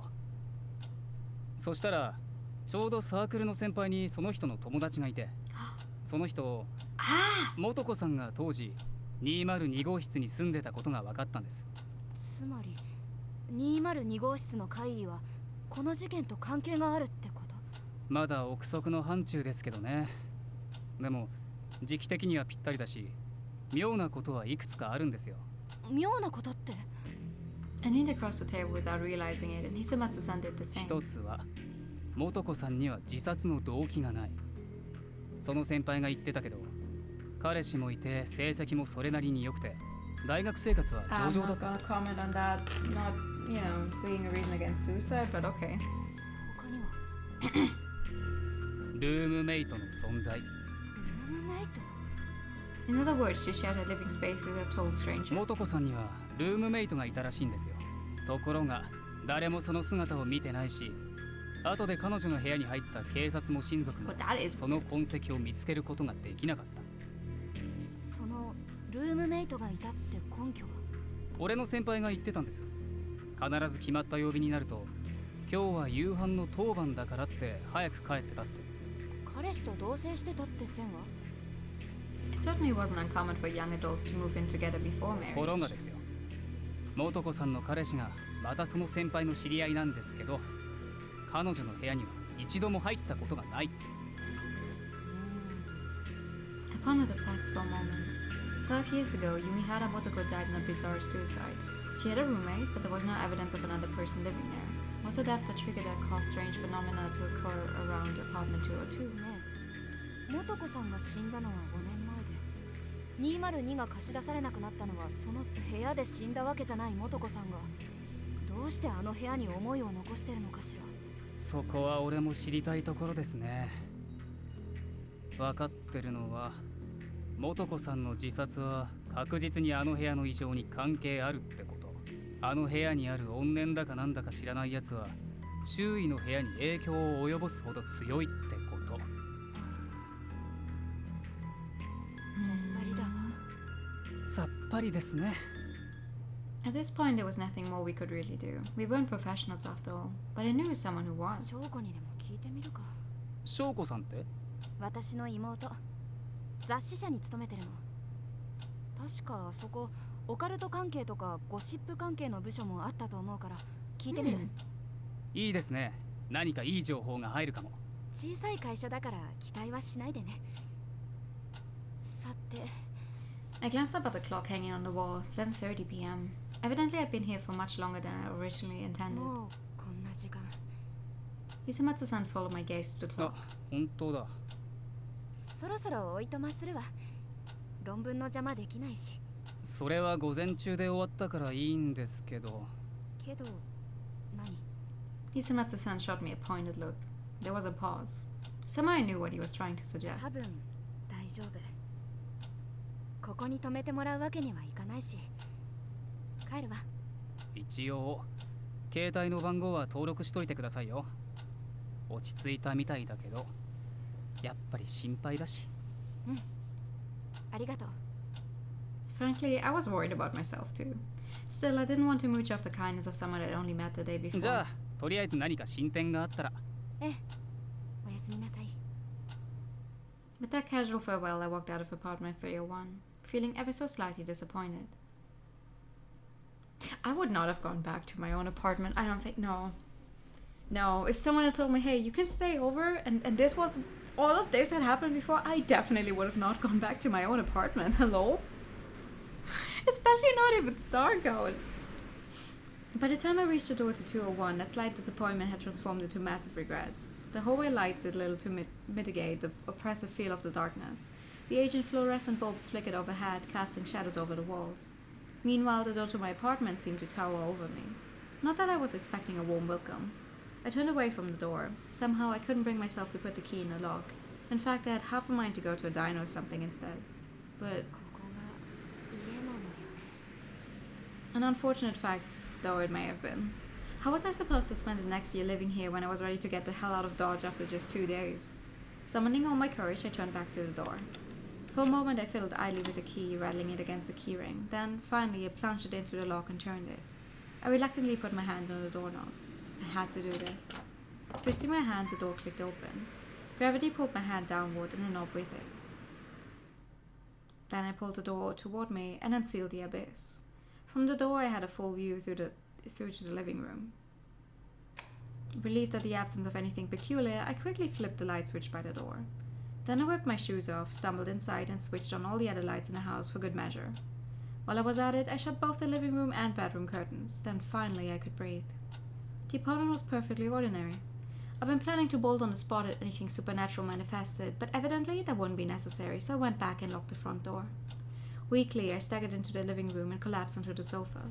All at once, my exhaustion hit me like a ton of bricks. My paranoia wouldn't let me relax even for a moment. The way things are going, I could already tell there was no chance I'd last a full year living here. 3ヶ月しか持ちませんでした。 The memory of his words sent a shudder down my spine. But no, I would be fine. At least for today. I repeated the words to myself out loud like a mantra, then heaved a sigh, and realized I was hungry. Scared as I was still human. After a quick dinner, I popped the cork on a wine I bought for myself as a housewarming gift. One sip and I could already feel myself starting to relax. Guess the alcohol was doing its job. Whether my apartment was cursed or not, surely I deserved some modicum of normalcy at least. With that thought, I got to my feet and headed to the bathroom. The reason I'd chosen to commit to this apartment, despite the slightly pricey rent, was simple. The bathtub came with an automatic water heater. Personally, I like to take long baths. Whenever I was stuck on a design idea, I often found myself spending upwards of 2 hours lounging in the water. Your skin! Ma'am, your skin! Hence, a tub heater was at the top of my must-have list. My last apartment hadn't had one, and it was absolutely miserable. Truth be told, I was dying to take a nice long soak, but after everything that happened today, I decided to skip it and just take a quick shower instead. The hot water rushed over my head, instantly soothing me. This was the one part of my life in which I felt no shame in spoiling myself. Lathering a fragrant shampoo into my hair, I felt my mood start to lift. For once, I could just relax. I leaned back under the hot water and rinsed the shampoo out of my hair, then massaged it in the conditioner. Then I turned off the water so I could scrub myself down. As the drone of the water subsided, I could make out the sound of the television, which I had left blaring in the other room. Prune skin! Prune skin! Half listening, I ran the soapy sponge over my body, and pressed the wrong button. The evening music program was on, and I had just switched to one of my favorite songs. Just as I was getting into it, however, I noticed something off. Okay, that's one of my top 10 fears, actually. Something happening in the bathroom. Like something happening while you're taking a shower, because as someone who wears glasses, I obviously take the glasses off while showering, right? So I can't fucking see. So if something weird starts happening while I'm in the shower, I would scream. It sounded like something wet had hit the floor. I checked the faucet, but it wasn't leaking. Something was definitely dripping onto the floor somewhere. It was like the sound of a frog hitting concrete. Instantly, fear rose up like bile in the back of my throat. I quickly finished soaping up my body, then turned the water back on. But the drone of the shower did little to drown out that splatting sound.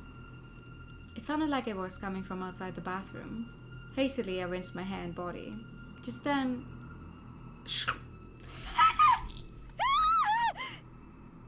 Something touched my calf. Something cold. Startled, I pushed my wet hair out of my face and looked down at my feet, but nothing was there. In an instant, my good mood was gone. I hurried out of the bathroom, ran a towel over myself, and moved into the living room. Hands shaking, I took a clean change of clothes from my clothes drawer and pulled them on in spite of my still wet body. Late night Dana, here I come. I couldn't bear to stay in the apartment for one moment longer. I struggled into my jeans and forced my arms through a long-sleeved jersey knit top. I glanced at the clock. 10 p.m. I shrieked reflexively. Something had slammed hard into the window. I could feel my teeth chattering.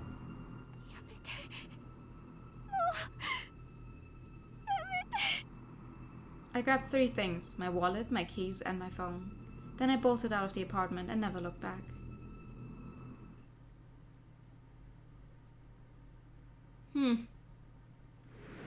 It's the second day! As I sat there shaking in the driver's seat of my car, I belatedly remembered the sip of wine I'd had earlier. Then again, even without alcohol in my system, I was still in no mental state to be driving a vehicle. I contemplated my options. All the while, scattered memories kept flashing through my mind. The dripping sound, the cold sensation I brushed against my calf, the banging against the window. I clutched at my hair, fighting the urge to run away somewhere, anywhere. It was a miracle I'd managed to get myself dressed at all. Just then, something cold dripped onto my chest. Startled, I looked down and realized my still wet hair was dripping with water. I knew it wasn't healthy to be running around outside without drying off, but I had no intention of going back to that apartment. Instead, I grabbed my phone and dialed my sister. It rang 3 times. The automated voicemail message played. Crushed, I hung up. But then I remembered the comment Hisamatsu-san had made earlier. 一応携帯の番号は登録しといてくださいよ。 I opened my address book and located the entry I'd made for Hisamatsu Daigo just last night. But was I really going to call him over this? After all, we'd only just met yesterday. Yeah, and tomorrow you could be dead for all we know. 同じ謎を追う戦友でしょ? Unfortunately, my only option was to presume on his kindness.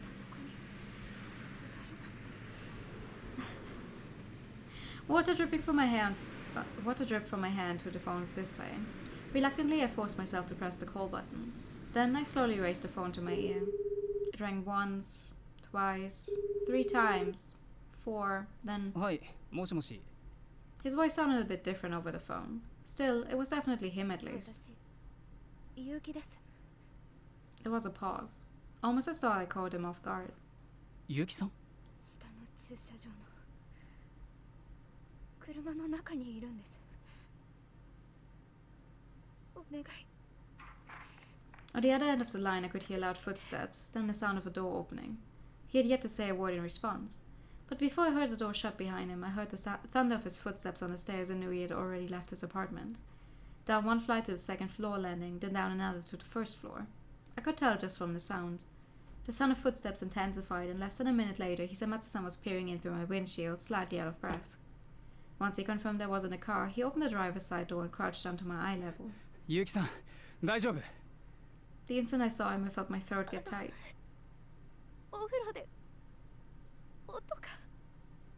I knew I needed to explain, but somehow I just couldn't. My nose stung and tears rolled down my cheeks. 俺の部屋、来る? As I sobbed, Hisamatsu-san quietly held out his hand.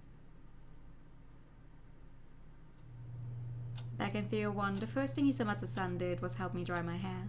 こんなにびしょ濡れで風邪ひいちゃうよまったく. Once he was done drying me off, Hisamatsu-san poured me another steaming hot cup of coffee. Maybe he was the type who liked to fuss over people. I drank my mug and felt myself calm down a bit. You're going to head back to bed? Okay, I hope your headache gets better. Thank you for coming by, and thank you for the pet. Then Hisamatsu-san sat down across the coffee table from me, just like last time. Now that I finally had enough composure to get a proper look at my surroundings, I realized I was sitting in a combination living dining room. Shag carpet, a coffee table, an HD TV, a DVD player, some game consoles, a small fridge. It was a rather modestly furnished dwelling. 少し落ち着いた? God, how embarrassing. Not once in my life had I ever practically thrown myself into a man's arms like this. But this was an emergency, of course, that's all. で、何があったんですか? The next thing I knew, Hisamatsu-san was sitting right next to me. Sometimes I couldn't quite get a read on his actions. Obviously, I didn't expect to read his mind or anything, but he was a little more unpredictable than the average person. Apparently, he really wanted to know what I'd been through in there. I took a deep breath and explained everything. 床の音と窓の音か。床の音は新しいパターンですね。製品なんてないわよ。まあまあ、それどんな音だったんです？ A splat. A splat sound. I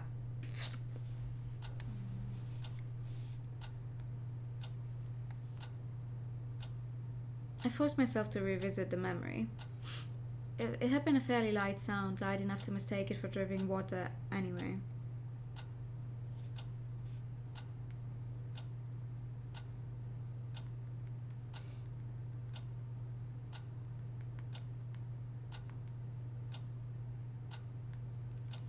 It sounded like something hitting the floor. Not like a metallic sound, but something soft and wet, and 何が？ it hit ふ me. くらはぎに何か触った感覚。冷たかったけど人の肌っぽかった気がする。手とか？わからない。ピトって感じだった気がするんだけど、何せ怖くて。窓の音は昨日と同じ？ I nodded without hesitation. The pounding had been forceful enough to rattle the glass. That much was identical to what I'd experienced yesterday. I watched as Hisamatsu-san sank into thought. Just then, my cell phone started to ring. It was my sister. もしもし。あ、お姉ちゃん出られなくてごめんね。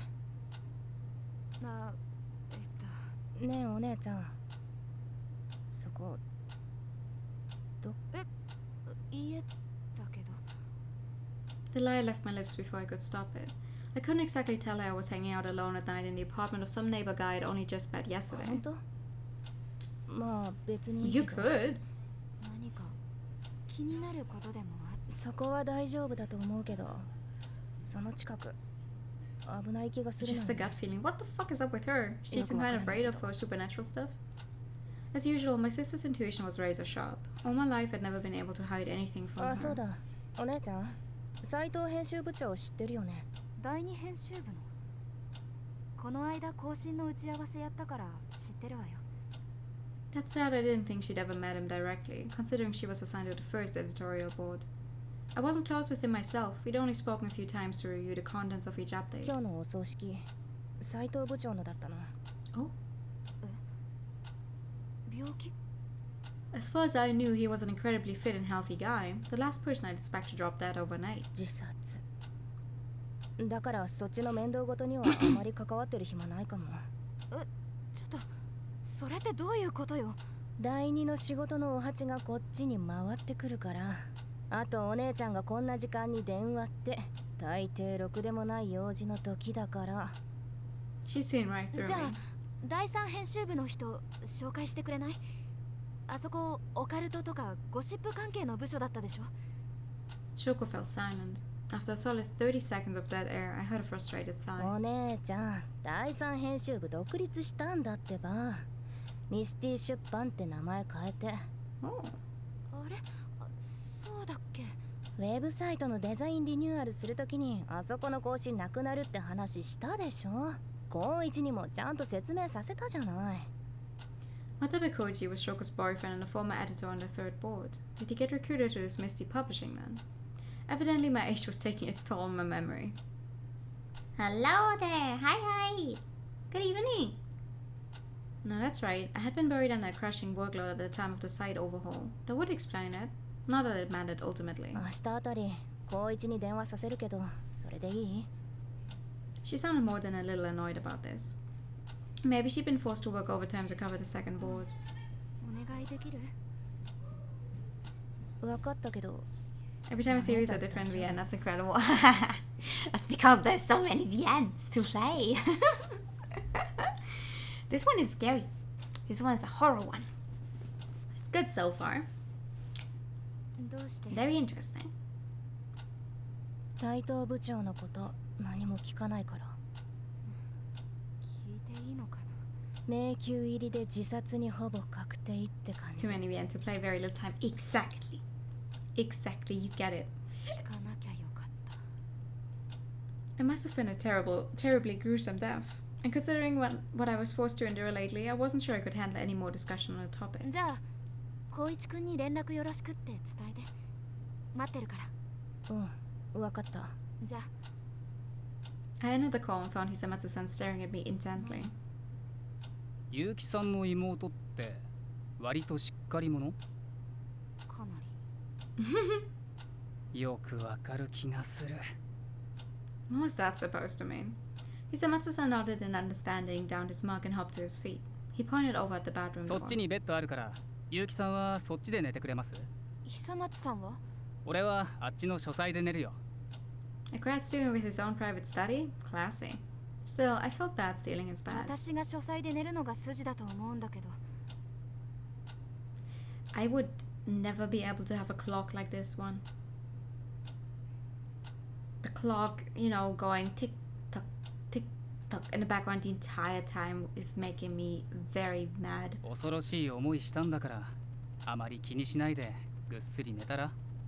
でも顔が青いからさ、早く寝た方がいいよ。Evidently, I didn't get a say in the matter.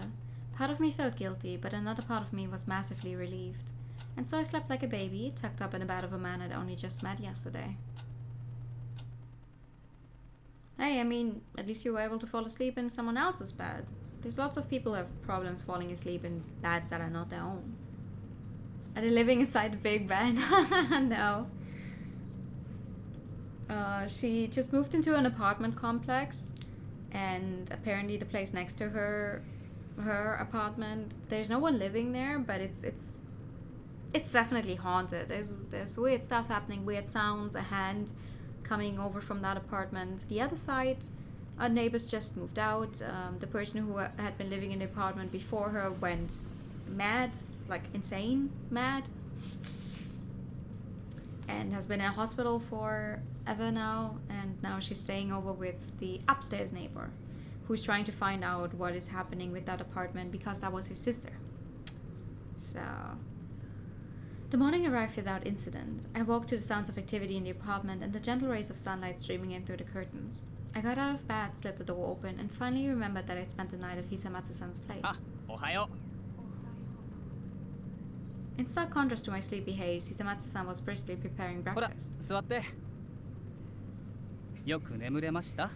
Per his request, I took a seat at the table and he set a cup of coffee down in front of me. He was practically waiting on me hand and foot. いいお婿さんになれる。Hisamatsu-san set a plate of toast down in front of me and もらっ laughed. てくれます？それ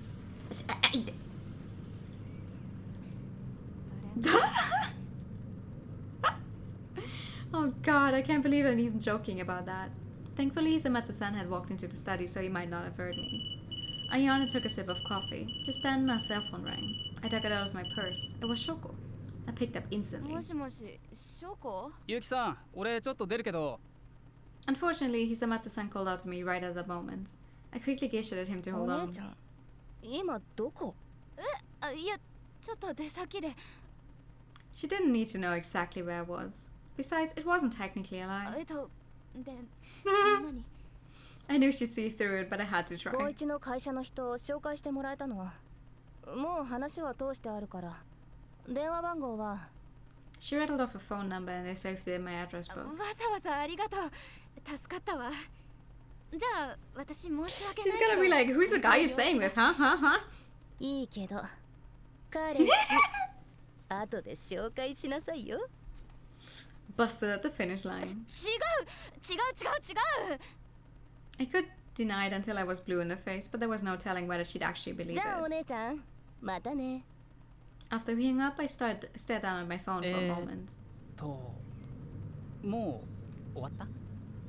The hesitation in his voice brought me back to my senses. ごめんなさい。なんだっけ？俺ちょっと院に顔出してきますから、ゆっくりしててください。でも迷惑じゃない？ Maybe it was a silly question at this point, considering I had already spent the night here once, but he was still essentially an acquaintance at best. Nevertheless, Hisamatsu-san continued to pack 別に up. 取るものないし、一人で帰るの怖いでしょ。だから別にいいです。 He's not wrong. He sounded rather matter-of-fact about it, but to me it sounded more than a little flippant. With that, he waved goodbye and walked out the door, leaving me with my lingering reservations. The sound of the lock seemed to echo in my ears. There wasn't much left for me to do once I had breakfast and washed my dishes. I returned to the living room, impressed that his kitchen was so well kept for a young bachelor. どううしよ I had a few options, but my time was likely best spent getting in contact with this Uchiyama person Shoko told me about. Got a pad of paper and a pen ready, pulled up the freshly created address book entry and hit the call button. After a few rings, a muffled masculine voice はい answered. 内山です。う。結城翔子の姉の結城かえと言いますが。I wasn't sure how to introduce myself, but he seemed to understand right あ away. あライト出版のね聞いてますよ。何か Oh, thank you 住 for 宅 that. に関するネタだそう Favorite で。 kind. And the pass check. And the pet.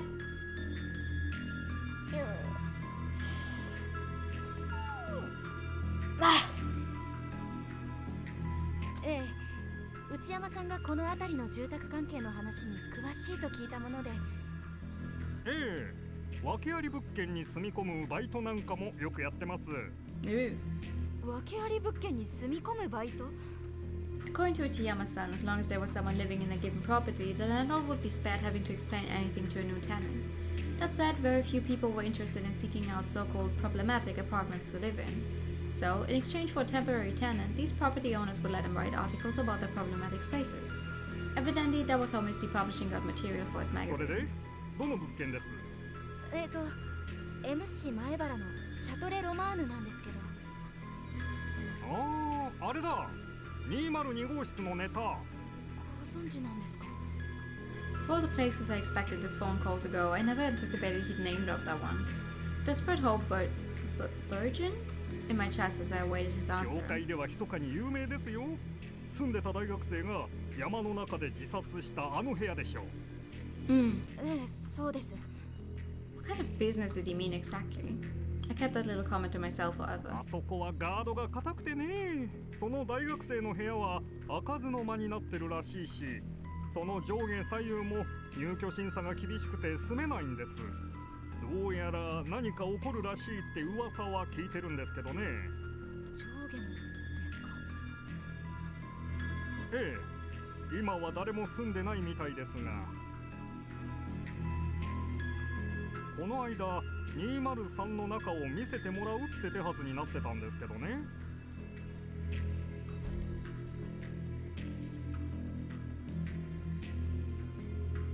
Okay.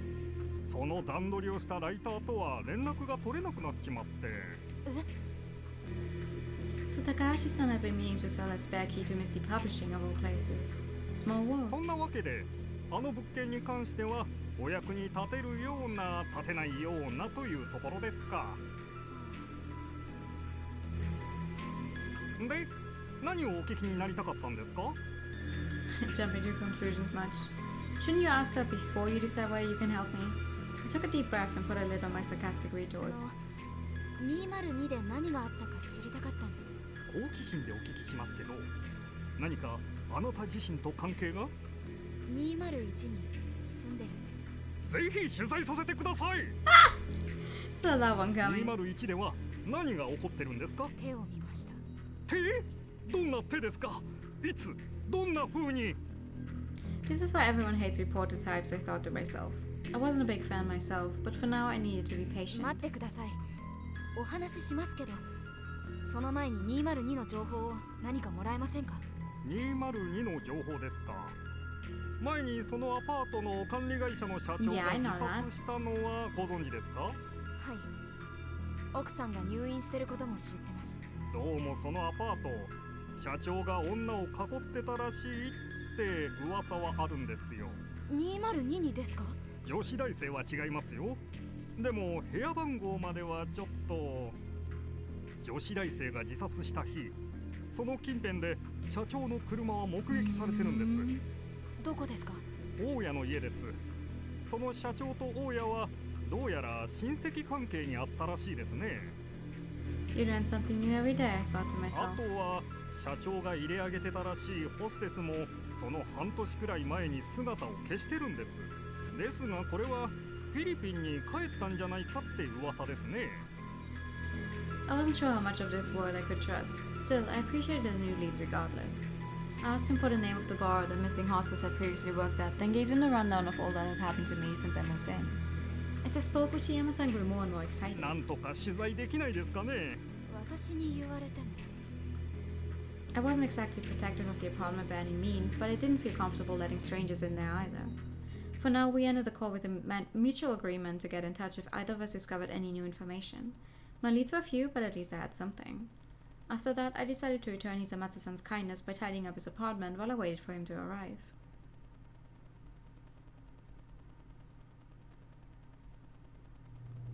Okay. ただいま戻りました。無事ですか? Yeah. Sure enough, Hisamatsu-san returned to the apartment around noon. ええ、見た通り。よかった。この部屋が大丈夫なことは十分知ってますけど、やっぱりちょっと心配で。Maybe you need to unclench, I thought. And yet at the same time, I appreciated his concern. じゃあ、結城さん、部屋に戻ります？そうします。今日はネットが開通するから、どうしても部屋にいなくちゃいけなくて。Yeah, you should probably be there. Plus, I still had some work to do.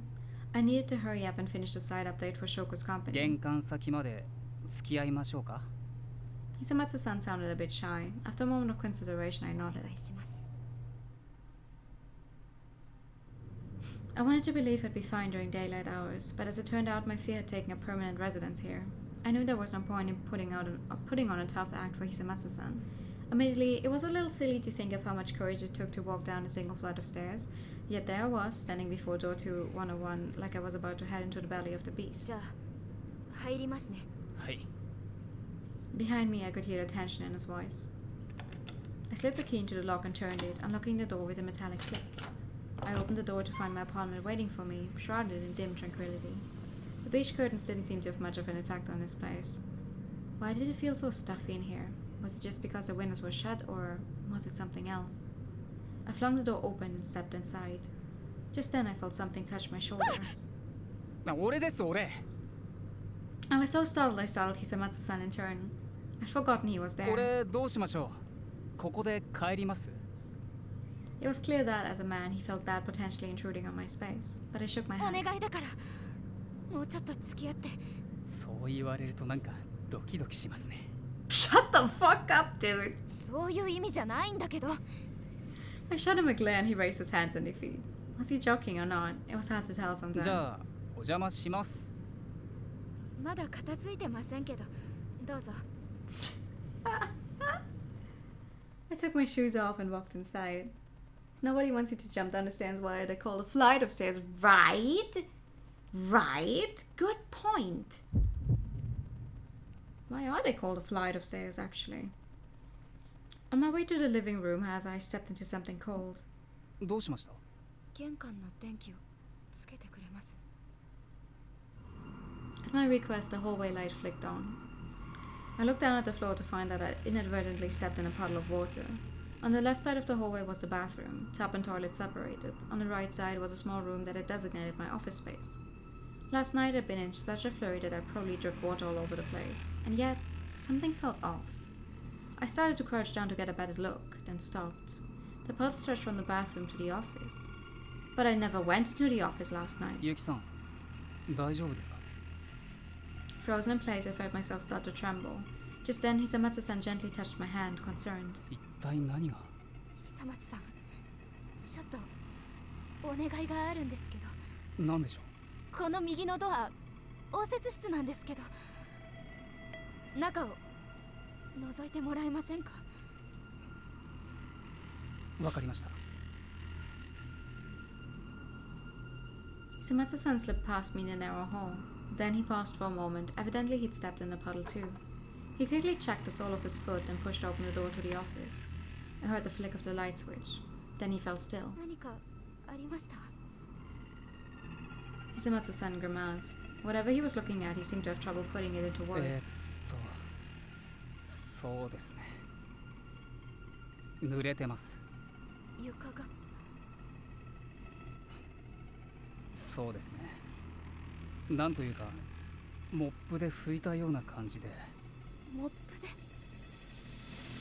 I peered into the room behind him. The office was about the size of a standard bedroom, furnished with a sofa set and a few bookcases. Between the sofa and bookcases were two long streaks of water stretching from the far wall to the door, almost as though something had been dragged along the floor. これ、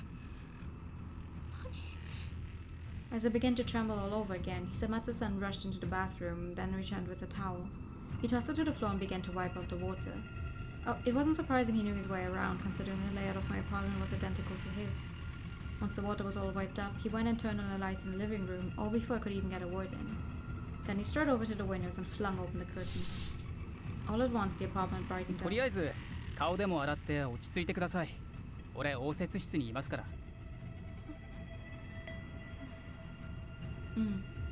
You think I felt so unsafe in my own home. I splashed some water on my face, brushed my teeth, then headed to the bedroom to change my clothes.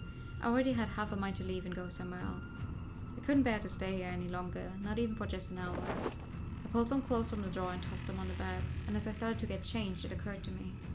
This was only my third day living here, and I hadn't slept in my own bed even once.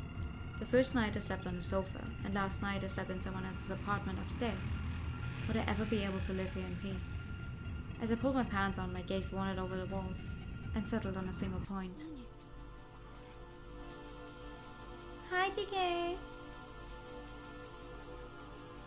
After everything I'd seen in Takahashi-san's apartment, after everything Hisamatsu-san had told me, somehow the stain on the wall just didn't seem right.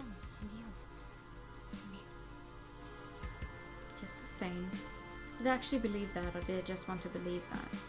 Suppressing the icy terror that threatened to rear its head once more, I slid my arms through the sleeves of my jersey knit top. But just then, as if waiting for the exact moment, I turned my attention away from the wall. It was almost as though someone was trying to make their presence known. I'm right here!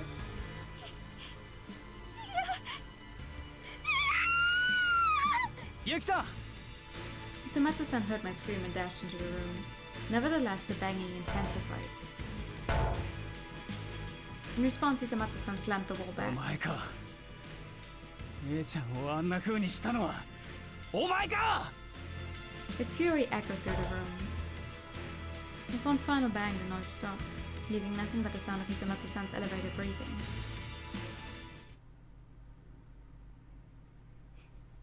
See? Maybe we just need to get over there and fuck whatever that is up. And just like terrorize it back. An indeterminate amount of time passed. Hisamatsu-san finally pulled his hand away from the wall and looked back at me. The moment he laid eyes on me, however, he quickly averted his gaze and bolted from the bedroom. 応接室にいますから早く服着てください。 That was the moment I realized I hadn't quite finished putting my top on. I let out an ugly shriek, pulled the shirt on over my head, and quickly left the room. The tension from earlier had eased somewhat, but at my core I was still shook. I peered in through the crack in the office door to find Hisamatsu-san standing there, staring quietly at the floor. 久松さん、大丈夫？大丈夫ですよ。白いブラなんて見てないし。しっかり見てるじゃないの。 Despite my retort, silence fell between us once more. Scary thing hit the wall, but I just need to hit him harder. Exactly! Exactly!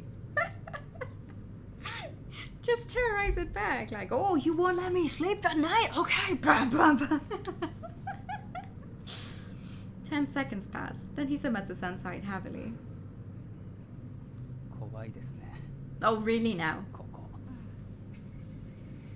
I was hardly going to deny it. 久松さんでも怖いと思うんだ。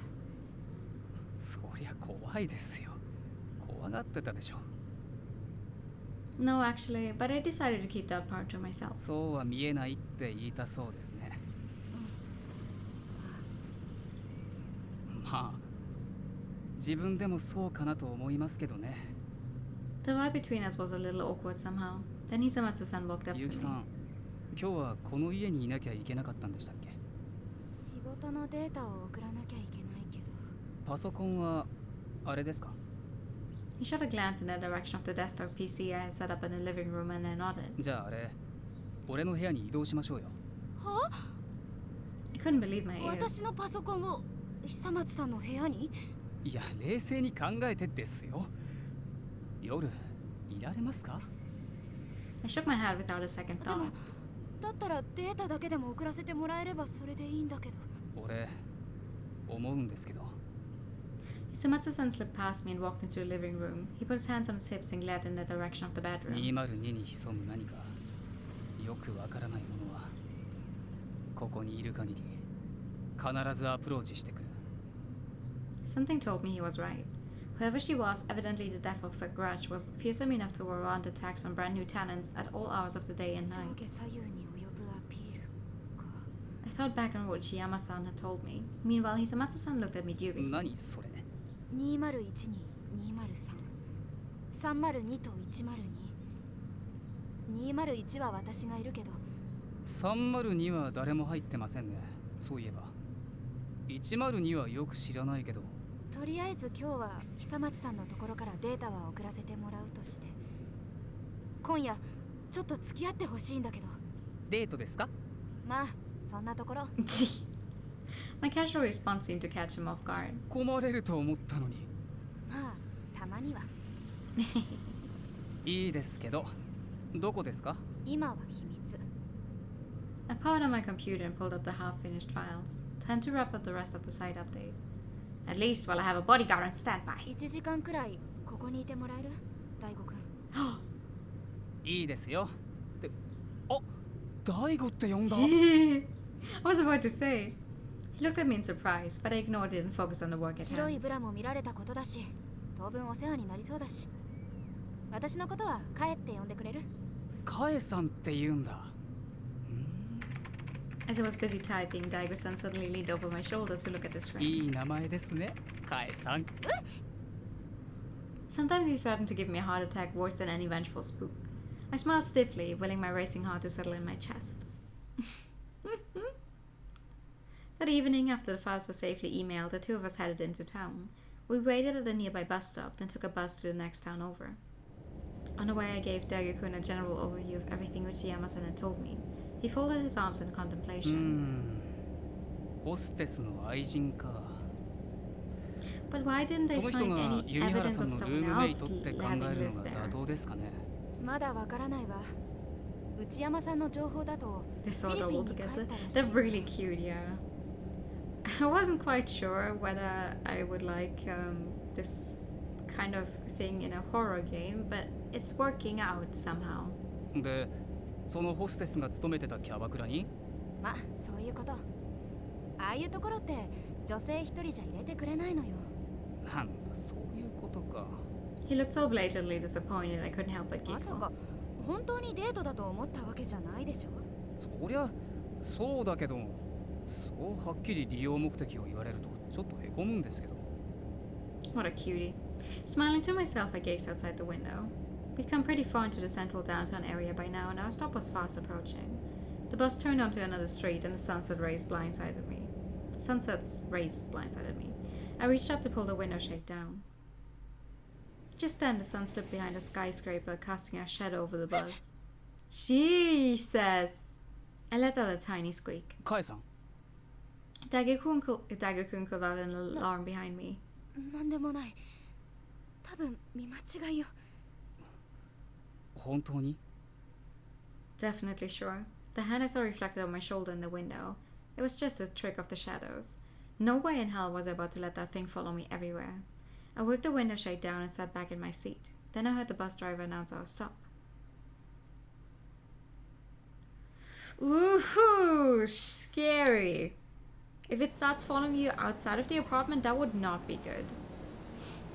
Club Berry was a hostels club located deep in the heart of the downtown area. Daigo-kun and I stopped by at a nearby diner to grab a quick bite to eat, then headed for the club.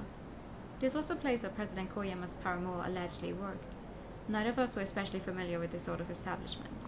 We went in preparing to stick out like a couple of sore thumbs, but once we were actually inside, we realized we'd been worried for nothing. The inside of the club was dimly lit with about 10 tables scattered around. The interior wasn't too fancy either. Evidently, this club was on a dingy end of the scale. We took our seats at a table and requested a hostess with the longest tenure. After a moment, a woman much older than me appeared, a face full of heavy makeup. いらっしゃいませ。こちら初めてね。 Eriko put on a professional smile and promptly served us our drinks. エリコさん、この店じゃ一番古株だそうですけど、何年ですか？そうね。もうかれこれ8年近くいるかしら。あら、こちらかわいい子。そのブッションひげが好みだわ。 He's a baby. ねえ。23です。あらあら。Oh God. って感じえいやちょっと食べ頃って。 She stood in close to him and ran a hand down his thigh. He seemed quite flustered. Apparently he wasn't used to this sort of attention. Unfortunately, I needed to use him as bait if I wanted the hostess to answer my それ question. じゃあ高山さんって知ってます？ Iriko-san perked up and あ nodded. あ知ってるわよ。お気の毒だったわね。自殺だったんでしょ。らしいですね。この店はよく来てたって聞いて。ええ、エミーナちゃんがお気に入りでね。でもあの子が帰国したら来なくなっちゃったけど。Then she did go back to the Philippines after all. So much for the theory that she was Motoko-san's エミ roommate. ーナさんっていつ頃帰国したんですか？ At this, Iriko-san stared at me and felt silent. 何か Had I struck a nerve? I shot Daigo-kun a puzzled glance, then Iriko-san lowered her voice. ねえ、まさか警察？いいえ。 I shook my head, but Iriko-san's sharp gaze didn't あんた waver. たち一体何のためにうちの店に来たの？ Apparently, something I said might have put her guard up. I gave her a quick rundown of everything happening back at Châtelet Romain. Once she decided I wasn't with the cops, her expression softened. Where did my cursor go?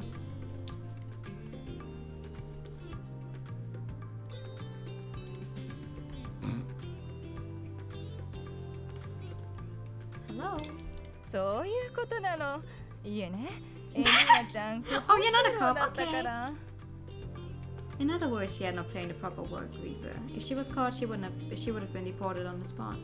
No wonder she thought we were cops then. エミーナちゃん、社長さんが亡くなる半年くらい前に帰ったのよ、確か。それ間違いありません。お店の寮もその時に引き払ったし、何よりお店の子が見送りに行ったのよ、空港まで。そうなんですか？ええ。ねえ、マリーちゃん。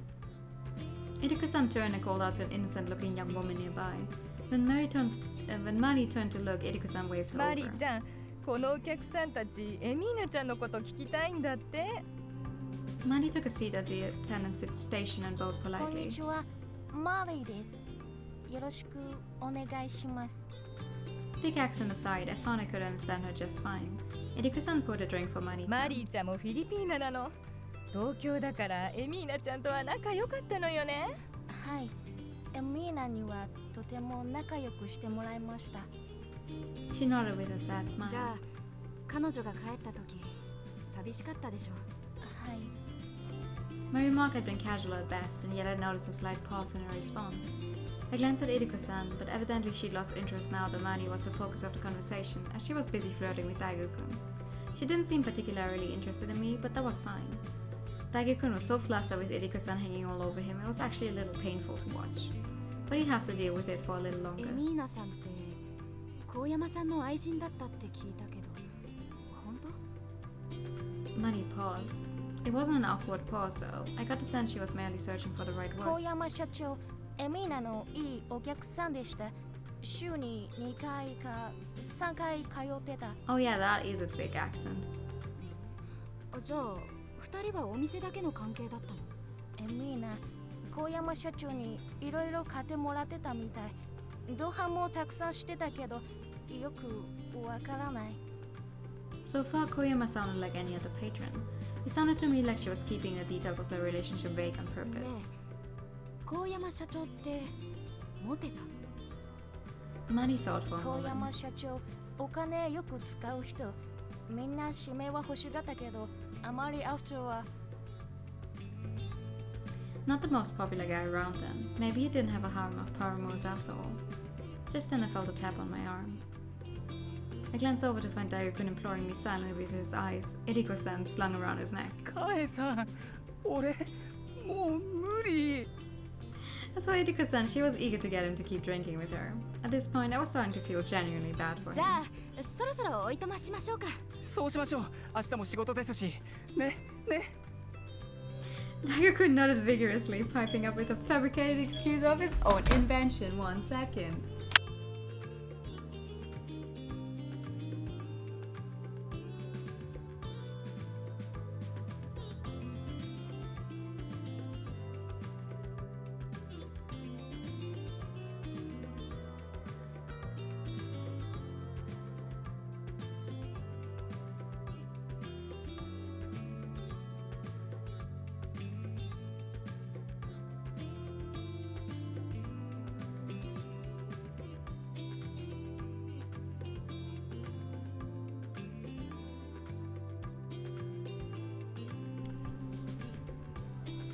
Bing bong. Maybe he just wasn't cut out for clubbing. マリ Poor さん guy. チェックをお願いします。 Once we finished paying our bill, I dragged the tottering Daigo-kun outside. The poor dude, though. He's like, sure, I want to find out what made my sister go insane. And then he has to go clubbing and have a hostess hang all over him. He's like, please let me out. Let me go. He had 1,000-yard stare, his cheeks covered with bright red lipstick marks. さて、じゃあ次行きますかね。 Where are we going next? His eyes widened in terror. まだ行くの？今度はちょっとこの近くの知り合いの店にね。そこもキャバクラ？違うわよ。よかった。 I felt a little guilty seeing the relief on his face. Our next destination was quite possibly going to be even more awkward for him. Truth be told, I just felt like going since we were in the じゃあ area. 行きましょうか。近くですか？Oh! Before we could take another step, a voice called out to us from behind. We turned to find Mari-san standing there. Hi! Timidly, she walked right up to me and whispered in my お ear. 話ししたいことあります。お店早く上がりますから、どこかで待っててもらえますか？ He has more information, but I can barely understand her because the voice acting is very quiet. Was this about 一 Amina? 本先の通りのラメールってバー知ってる？ Mari-san nodded. I wasn't surprised, considering La Mer was fairly infamous in these そこ parts. にいるから。わかりました。Mari-san nodded and went back into Club Berry. Whatever it was she wanted to discuss, she seemed hesitant to do so around other people. Once she was gone, Daigo-kun and I headed down the bustling street. Interesting. あら、かえちゃん久しぶり。元気だった？久しぶりってついこの間来たじゃない。 As soon as I walked in, Mama Nancy pulled me into a big bear hug. This level of familiarity was reserved for us regulars, but to Daigo-kun it seemingly came as quite a shock. カエさん、ここって。あら、こちら可愛いのね。かえ I ちゃん see. の That's why she was like, oh, it's going to be even more awkward for him. Interesting. Seems to be a rather progressive game for 2008. いいえ、ママへの貢ぎ物。あら嬉しい。今日はどんどん飲ませちゃうわよ。いや、俺もう飲んできたんで。おお、遠慮はダメダメ。ほらいらっしゃい。可愛い Well, 子ちゃん。 depending on what kind of 一名 intention 様 they had with よ。 writing this type of character, it could have been progressive or not, but... Daigo-kun smiled stiffly as Mama Nancy pulled him into a hug, then escorted us to a table in the back. As we took our seats in a booth, senior staff Anna-chan squeezed in next to us. As it happened, La Mer was a drag queen bar. They didn't put on any drag shows, but Mama's magnetic charm meant she always had a full house. I used to come here all the time, back before I moved away. そういえばかえちゃん、引っ越しは終わったの？この時期はお客さんの引っ越しをよく聞くわよね。常連の鎌首ちゃんも引っ越してなかった？そうよ。お手伝いに行くって言ったのに断っちゃうんだから。あら釣れない。Anna-chan passed out a warm down hand towel to each of us as she spoke. Last time I was here, they threw me a little party to celebrate my getting a new apartment. 引っ越しか。終わったといえば終わったんだけど。 Well, technically. 何か気になることでもあるの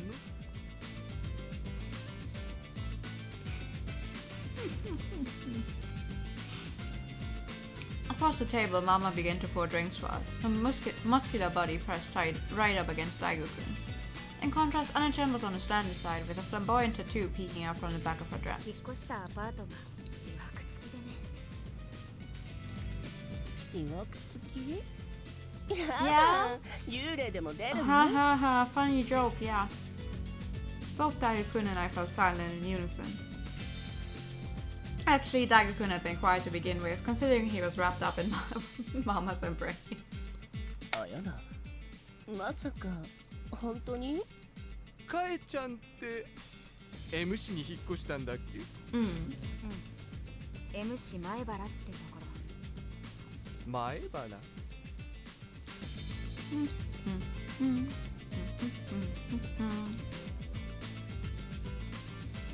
Her arm around Daigo-kun's hips, Mama furrowed her brow as though she recognized the name. Daigo-kun seemed to notice this too. シャトレ・ロマーヌってアパートです。知ってます。なに大ちゃんもまさかそこに住んでるの Yeah. Evidently he'd made it to nickname status in record 俺 time. はカエさんの上の部屋に住んでるんです。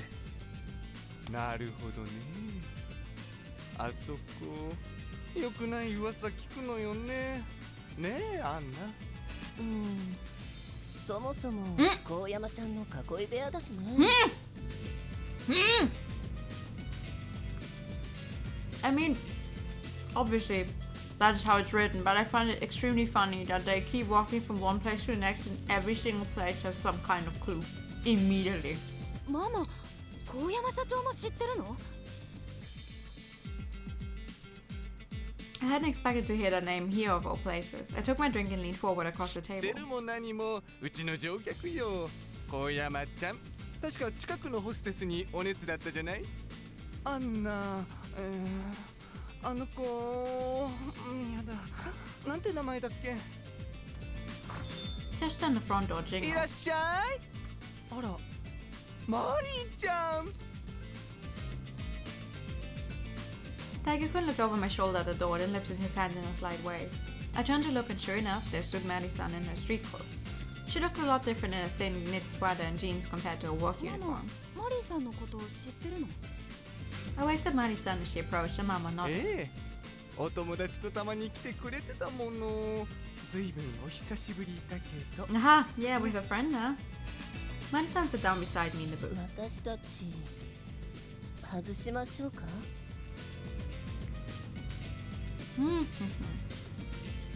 Anna-chan seemed to sense the tension in the air. She handed Maddie-san her wet towel. 私は構わないわ。ママとアンナちゃんなら信用できるし。マリーさんもいいわよね。 Any regular of this bar was bound to feel the same. The place was actually rather well suited to business conversations. Even the seating was strategically placed to minimize potential eavesdropping.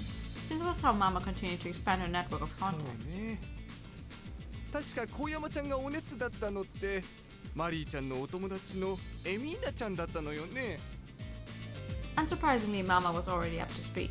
それでマリーさんの話って Mama must have sensed where this conversation was headed. She bowed out of the conversation, choosing instead to whip us up some bar snacks.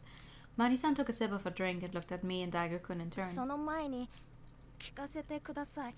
どうしてエミーナのこと Because I'd rather not end up dead.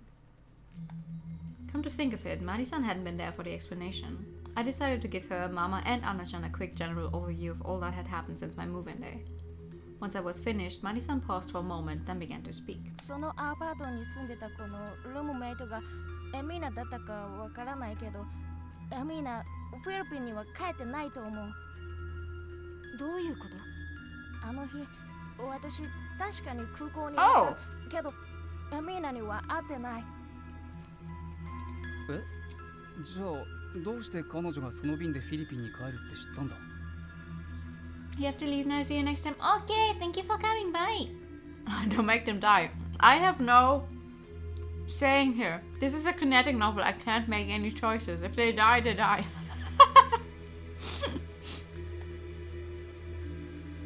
Daigo-kun looked そ puzzled. れはエミーナに聞いたから。 That wasn't the right question.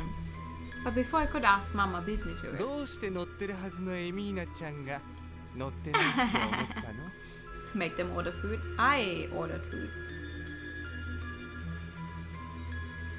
I ordered food and I'm like, I don't know. I've eaten half of it already and I'm already getting an upset stomach, so that's fun. And why did you lie and tell everyone you saw her off? That was the biggest mystery of all. 私エミーナにチケット見せてもらった。そこには確かにエミーナの名前と便名が書いてあった。でも空港にエミーナはいなくて乗ってない人のアナウンスもなかったよ。In other words, her name wasn't mentioned in the final call for no-show passengers. だからもしかしたら自分とは Oh, 行き they 違 have a いで thing 乗っ where た they んじゃ call ない out か for と people 思 who っ are た。 missing but who bought a ticket?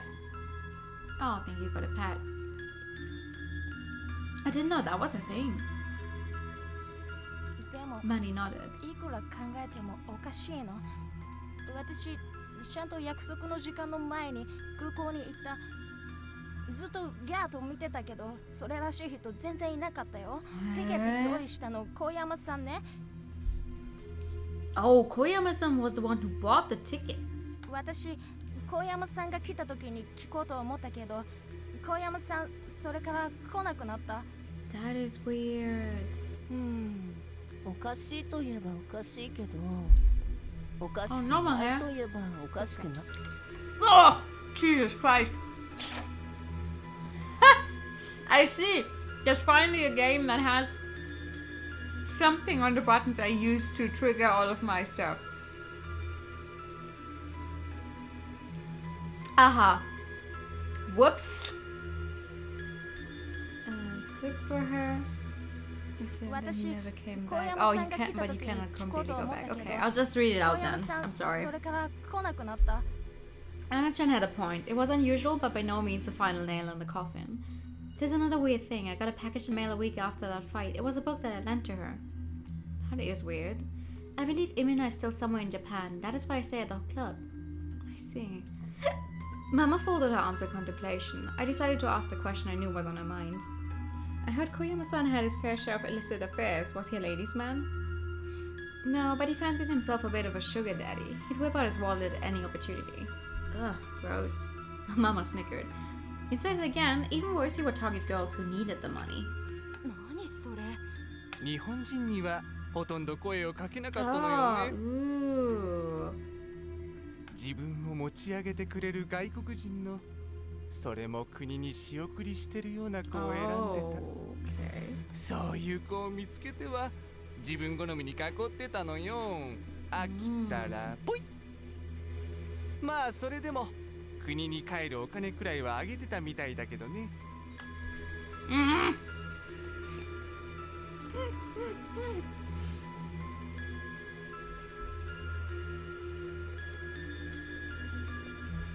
The man sounded like he'd been an awful piece of work while he was alive. Like he couldn't stay down on his drink, grimacing.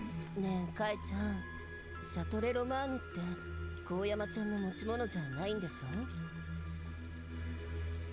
Anna-chan busily poured another round of 親 drinks. 戚の持ち物らしいけど、どうして？なら間違いないんじゃないかしらね。ねえママ。そうね。高山ちゃん、そこに女の子を囲ってたと思うわ。ミーナちゃんかどうかはわからないけど。Was still staying there. なんでですか？自分のアパートで普通囲うものじゃない。 No, that's gonna make it too obvious, obviously. Mama laughed and gave Daikun a patronizing 結 hug. 婚したらわかるわ。男は奥さんにバレないためならどんな小細工も労するのよ。 You wouldn't keep an affair in the same house you live with your wife. It would not be an affair どういう意味 otherwise. ですか？高山ちゃんの奥さんたらすごく嫉妬深くてね。 Oh, 人情沙汰も珍しくないのよ。だから高山ちゃんが女を囲うのは必ず自分のお友達の物件だったの。 this wife of his sounded like a rather dangerous individual. From the way she looked laid up in a hospital bed, I never would have guessed. それにね、高山ちゃん言ってたのよ。何を？ Mama smirked. The look in her eyes suggested this was the real clincher of it all. 女子大生にお金を握らせてかくまわせてるって Oh. ルームメイトの話。あながちガセじゃないと思うわ。 Ooh. It felt like I was digging my way to the heart of the matter bit by bit. I'd never been more sure of anything in my life. じゃあそのルームメイトがそれは私にもわからないわ。Aw, come on, Nancy. 暑い夜でも過ごしたら思い出すかも。じゃあお好きにどうぞ。カエさん、それはやめて。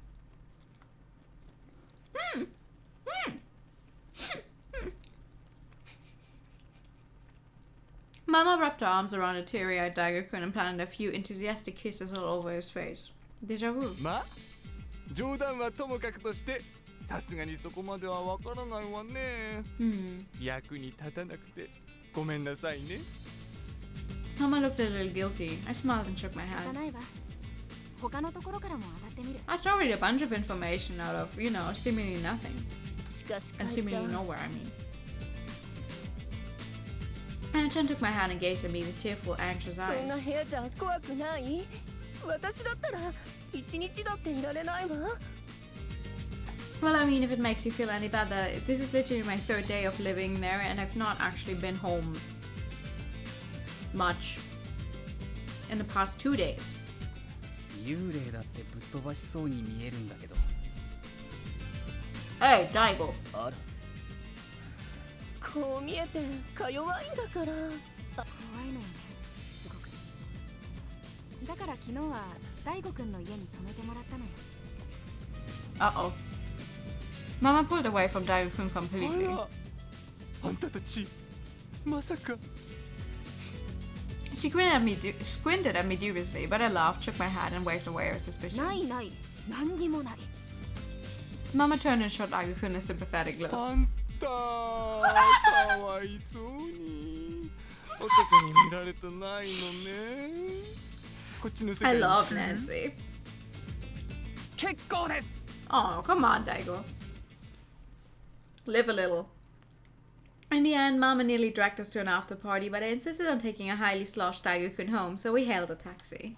It had been a very fruitful evening, but I was ready to drop. Once we arrived back at Châtelet Romain, I took us straight up to apartment 301, and the two of us crawled into bed. Into the same bed? No, we're just... Oh. Okay. I found myself paralyzed in the darkness. Moonlight poured in through the window, illuminating the ceiling. My eyes were the only part of me that could move. Where was I? What was I doing here? My body was frozen in place like a statue. It felt like a nightmare was threatening to rear its head at any moment. Out of nowhere, something shook the room. The impact shook the walls. Meanwhile, I could hear the faint sound in the distance. Oh, okay. The explosive banging sounded like it was coming from the wall right beside me on the bed. By contrast, the source of the other noise, the sticky noise, was somewhere on the floor a few feet away. Scared as I was, I couldn't even scream. All I could do was lie there, shaking, unable to lift a finger. The bang grew louder as the sticky sound grew closer. Then I realized. It sounded like something was crawling along the floor. Something wet crawling on all floors. A tiny shriek escaped my lips. I could see the wall moving out of the corner of my eye. Wait, no, it wasn't just moving. She was writhing around inside the wall, almost like she was trying to push through.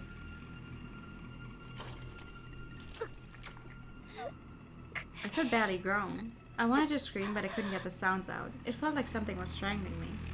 Then I saw it.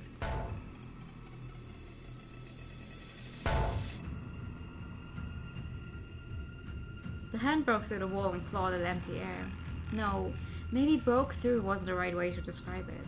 An arm-shaped protrusion jutted out of the wall, all the way to the elbow, like some kind of bizarre clay sculpture. The next thing I knew, the sticky sound had transformed into a dragging sound. Yet still, I was powerless to move. All I could do was look in the direction of the sound, directly to my right. The door to the next room came into view. Then I remembered I was in Daigo-kun's apartment. An icy chill shot down my spine. The door slid open. Beyond it, darkness. The same instant, something touched my shoulder. I looked over to find the clay sculpture reaching out from the wall. Its fingers dug into my skin.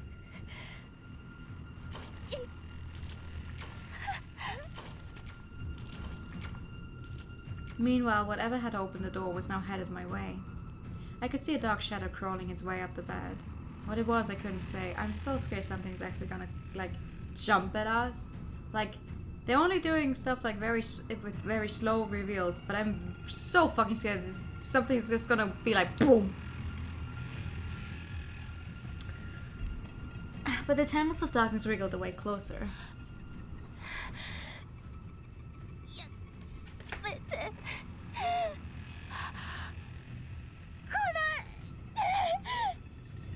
I choked out the words in a tiny, useless whimper. Meanwhile, the clay hand clamped down tighter and tighter, hurting me, breaking me. I am unable to pick up the food I'm trying to eat very quickly. Okay. The cluster of shadows slowly moved on top of me, crushing me, freezing me. The darkness pressed against my belly, pulsing as though it were alive. It throbbed hard as if to say, this is where I stay. Then the real nightmare began. It's digging inside. The shadow began to press hard against my stomach like it was trying to burrow its way inside me. Cold, crushing pain flared up from deep inside me, shooting from my pelvis to my spine, crushing my abdomen. A primal fear enveloped me. It's taking over.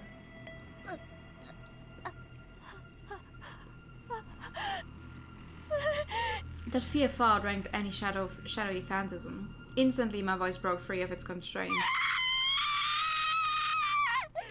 They got some good screams in here.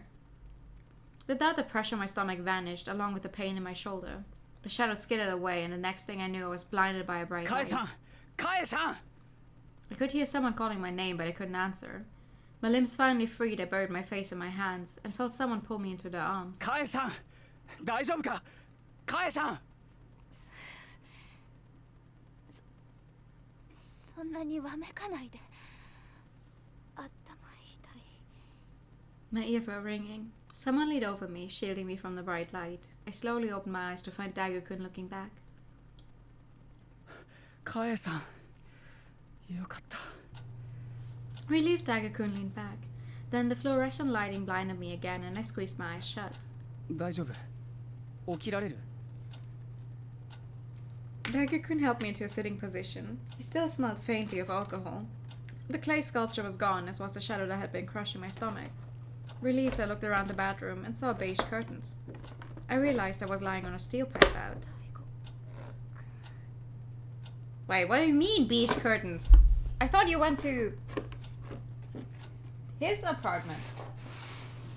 Oh god. Oh god. Oh shit. 1 second.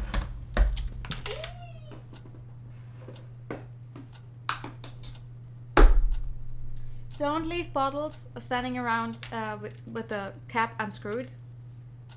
You know, even if they're empty, because there's always a drop left in them, and you might accidentally drop the bottle somewhere. Ha ha ha ha ha ha. Would never happen to me.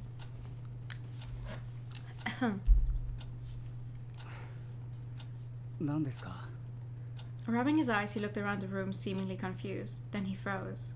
Evidently, he'd noticed it too. Oh god. No answer. Instead, Dagger-kun got up and flung open the door to the next room. A familiar-looking sofa, a work desk, a pile of broken-down cardboard boxes in a corner. There was no mistaking it. This wasn't Daigo-san's apartment. 201. Why? His voice was tense. I was sure we'd gone to 301 after we got home from La Mer. I distinctly remember Dagger-kun pulling out the key and unlocking the door. There was simply no way we could have come in here by mistake. And yet here we were, in 201. Hesitantly, I scanned the wall and stopped. Uh-oh. 何が？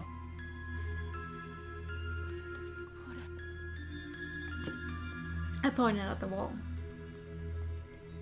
The stain was larger than I remembered. The bed was shaking. No, it was me. I was shaking.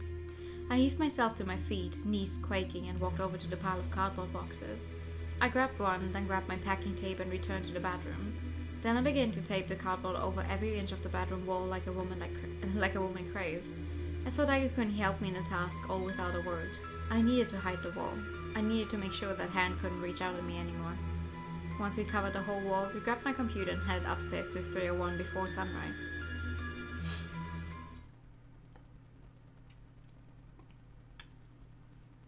I mean, she once tried to go into 202 when she was very sure that she was in front of her own apartment. So I wouldn't be surprised if they were, you know, a little drunk. But, it was the dawn of the 4th day. When I awoke, the sun was already high in the sky, but I was relieved to find that I'd actually woken up in apartment 301 this time. I got out of bed and quietly stepped into the living room. It was dark, with faint rays of sunlight streaming in through the gaps in the curtains. As I gently opened the curtains, the morning light made me squint. I looked out across the balcony at the empty lot next door. Hopefully Daigo-kun hadn't minded me crashing here another night.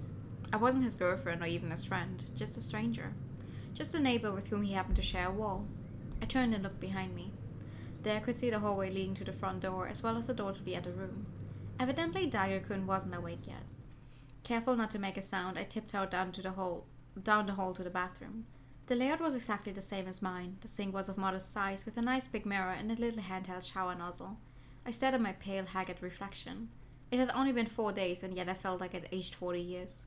I was still wearing the same clothes I'd worn to the club yesterday. Could it have all just been a dream? Maybe I just wanted to believe that it was. I gingerly squeezed my shoulder. A slight pain shot through my arm. I pulled down my collar to find a big red bruise waiting for me. Oh, shit.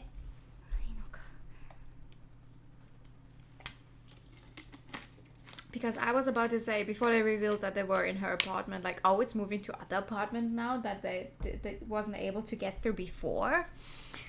But, no. Hesitantly, I touched my stomach over my shirt. It didn't hurt, but something didn't sit right with me. I lifted my shirt up, and sure enough, I could see that the skin was faintly flushed. Shoulder and stomach. Somehow these marks felt completely separate from one another. Something deep down was telling me that perhaps there wasn't just one curse in 202. I mean, the stomach one and it feeling like it burrowed into her might have been that whatever kind of curse it is has something to do... I'm going out on a limb here, but... it going to her stomach? Maybe one of the... Maybe it has something to do with whoever was in there and died. Died because... what am I trying to say? I know what I'm trying to say. And she was pregnant or something. Like, maybe the hostess was pregnant and her kind of curse is now running around. It's like, ho ho ho ho, I'm going to burrow into your body. I don't know though. I washed my face, and right as I grabbed my keys to go pick up a change of clothes, Daigo-kun popped out of the study. He didn't look well rested. Rubbing his puffy eyes, he stepped into the kitchen. よく眠れた?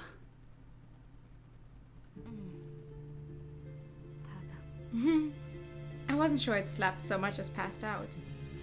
There was a certain sluggishness in my body that suggested no rest had been had. I was in no position to complain, however. それは別に全然問題ないんですけど。カエさんって実家はどこですか？実家は山陰の方よ。山陰。中国地方ですか？ That is って pretty ことは far. 遠いんですね。Even if they were closer, they were in no position to help me. After all, no one had lived in that house for years now. そういえば妹さんは？隣の市に住んでるけど。何か事情がありそうですね。Oh, there was a reason, alright. Shoko lived in a tiny studio that was nowhere near big enough for 2 people. Worse, she was so busy that she rarely had time to clean the place. Whenever it grew to be nigh uninhabitable, she would typically just crash at her boyfriend's for a while. Just then I realized something. All this time I'd never thought to ask Daigo-kun if there was a lady in his life. そういえば、大悟くん。Are you seeing anyone? いませんよ。 Would you like to see anyone? His reply was perfectly matter of fact. Moments later, I heard the kettle begin to 俺 whine. あんまりそういうの縁がないから。そうなの。 Daigo-kun walked out of the kitchen holding a mug of coffee. He offered it to me and I took it. 俺がいる研究室、女性が一人もいないんですよ。そもそも理系の学部だから女子は少ないし。ちなみに専攻は？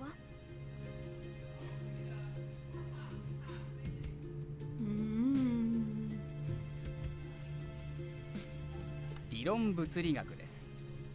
Wow. That's a highly specific thing, I guess.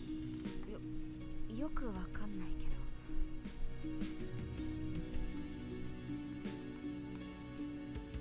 ど。それでいいと思いますよ。普通の生活には全く役に立たないし。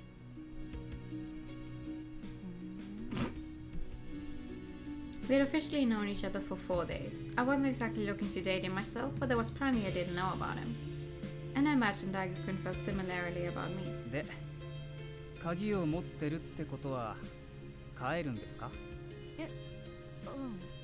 そのつもりなんだけど。He fixed me with a concerned look. またついてきてもらっていいでしょうか？いいですよ、別に。God, I'm such a baby. I don't think. No, you're not being a baby. Rolling my eyes at myself, I downed my coffee.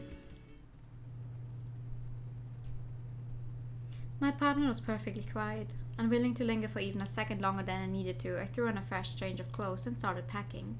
Against my better judgment, Daigo-kun had convinced me to pack a suitcase and bring it to his place. Once we got back to 301, I quickly tossed my stuff into his room. さて、今日はどうします？ I thought for a 少し moment. 行ってみたいところがあるの。どこですか？橋田総合病院。Oh, really? Okay. 病院に？ He shot me a puzzled look as I turned on my heel and headed for the door. ちょっと見舞いたい人がいるの。あ、その前に一件電話しなきゃ。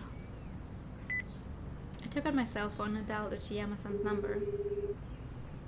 Meanwhile, we headed down the stairs, and by the time we got to the parking lot, Uchiyama-san picked up. もしもし、結城の姉の方ですけど。ああ、どうもどうも。内山です。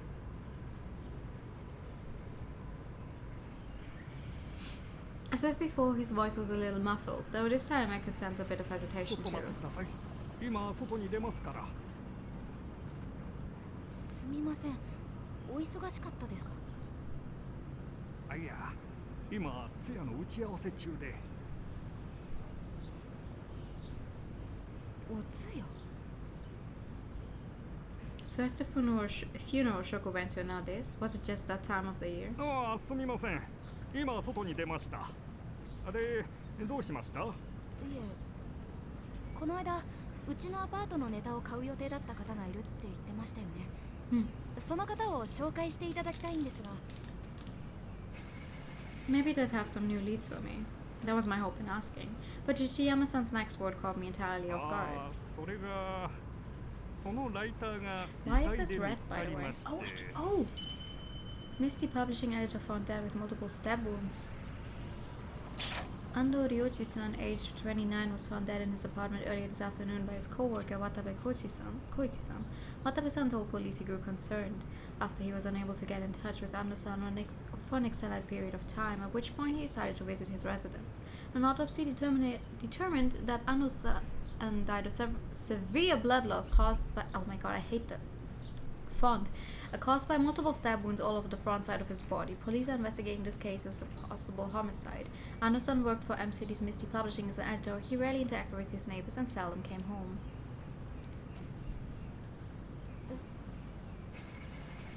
実は今夜そいつの通夜なんですわ。 So everyone who tries to interact with the apartment and cover it is also dead? Ends up dying? Even after the phone call had ended, I stood there, frozen in place, staring down at my phone. Daigo-kun walked up beside me. How would I go about explaining it? The journalist to whom Takahashi-san was going to sell his spare key had turned up dead. Whether it was directly connected to apartment 202, I couldn't say. Nevertheless, I had a distinctly bad feeling about it. Still, I couldn't figure out what my gut was trying to tell me. In a car on the way to Hashida General Hospital, I told Daigo-kun about Uchiyama-san and the conversation I had with him. As he listened, he folded his arms in contemplation. 多分そのライターがなくなったのは No, I would say it 202には is. 関係がないですよね。そう思うけど As far as I knew, there were only 2 deaths directly related to 202, the college girl who had lived there and President Koyama himself after supposedly letting his lover live there. Allegedly, the woman in question had gone back to her home country, but there was no proof, and Miss Koyama was in the hospital. No one else had lived at 202 since, and as for the neighboring apartments, no one had died as a result of the ghostly attacks. Thus, it didn't seem likely that 202 could get someone killed at this point in time.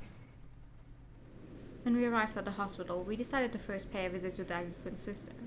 Unlike the other specialized departments, the psych ward didn't seem terribly strict about visitors. Patients were given their own private rooms, which looked to be much closer together than those in the internal medicine ward.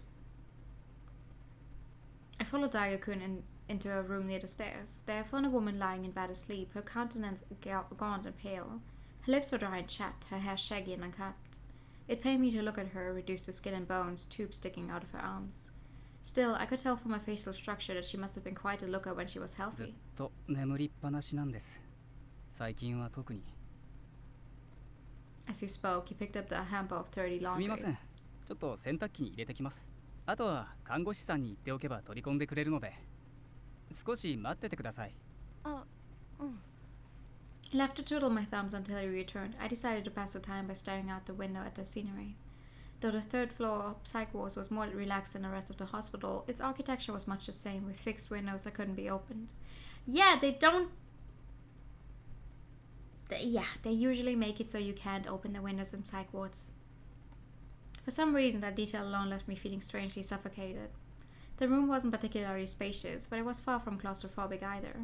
And yet, for some reason, I felt far too intimidated to be in here 正 alone. 確には一人じゃないけど As I mumbled to myself, I glanced awkwardly at Daigo-kun's sister, Noriko-san. There I let out a tiny shriek, and for good reason. Oh, hi! Noriko-san was supposed to be asleep, and yet her eyes were wide open, and she was looking directly at me. もうすぐ大吾くん来ますから I wasn't sure if she was listening, but I figured I'd owed her an explanation regardless, even an awkward one. Noriko-san's lips twitched. 用事ですか大吾くんを呼んできますか I moved in a bit closer and leaned in. What? I still couldn't quite make out what she was asking. Maybe my only option was simply to wait for Daigo-kun to get back. But just as I straightened up once more, I suddenly heard her loud and clear.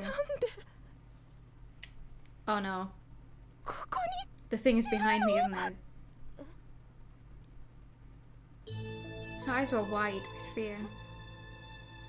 ちょっと待って私大吾くんの友人で今あなたが住んでた201に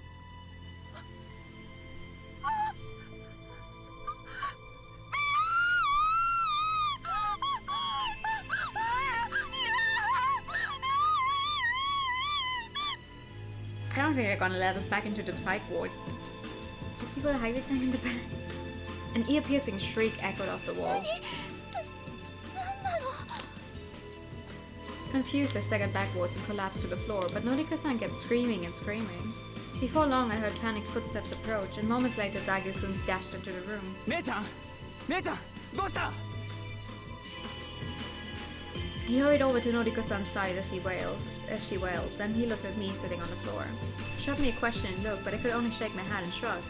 I didn't have the first clue what was wrong. Then I heard more panicked footsteps, and a group of doctors and nurses flooded the room at once. 一体何があったんです I didn't have an answer for him. I stared blankly as the nurses administered a sedative, and Noriko-san went back to sleep once more. Oh, is that the proper thing to do? She finally wakes up and she just... Okay. After we were ordered out of the room, we stopped by the Hanging Garden Terrace. What happened? That's a good question. 姉ちゃん Well, I'd assume that the spirit that is now haunting us because we live in that apartment has some kind of attachment to us now, and maybe she could feel that. and when she saw us, she was like either seeing the other spirit thingy or whatever. Maybe someone spilled juice.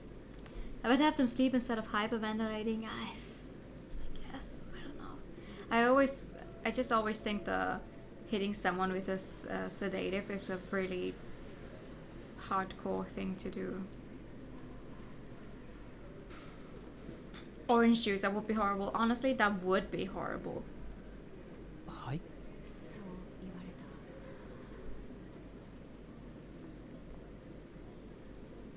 What had it looked like to her? Did she see a fragment of her horrific past reflected in me or something? The question caught me off guard and I paused. All I needed were 2 words. I'm okay. I remember that one time I spilled orange juice. Orange juice. I don't like orange juice. We accidentally spilled a bit of, you know, when I went ice skating, one of us actually also spilled some of his drink on the ice. So like imagine the freshly made ice and it looked like someone had peed on it because of the color of the drink. Like, god damn it, bro. And yet for some reason I couldn't bring myself to say it. I forced myself not to dwell on it. With that I got up from the bench, but just then Dagi-kun grabbed my hand. いや、顔色が悪いから。いつまでもここに座ってられないから。大丈夫って言ってくれないから心配なんだけど。I looked down at his hand on mine, then trailed my gaze up his arm to his face. He stared back intently. But inspect the ice first. With my free hand, I reached out and gently stroked his head and forced a smile. Was I reassuring him or myself? Dagi-kun relinquished his grip on my hand and I led the way out of the terrace.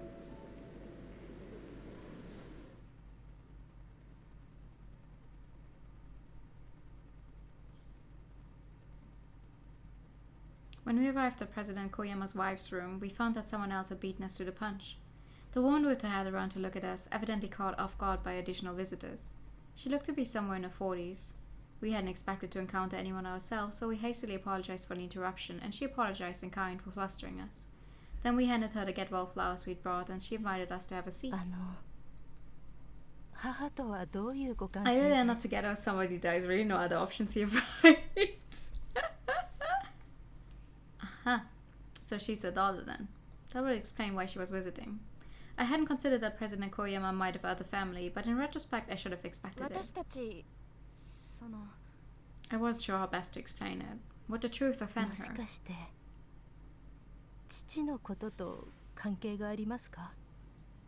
you consider all of them just turning into orange juice? Well, I keep it in mind, but I have a feeling it might not be a very, you know, a possibility that's very high up there. Something about the mention of a phone call gave me pause, but she gave me a vague smile and shook her head. Though her voice was hard, her words suggested our presence was reasonably welcome.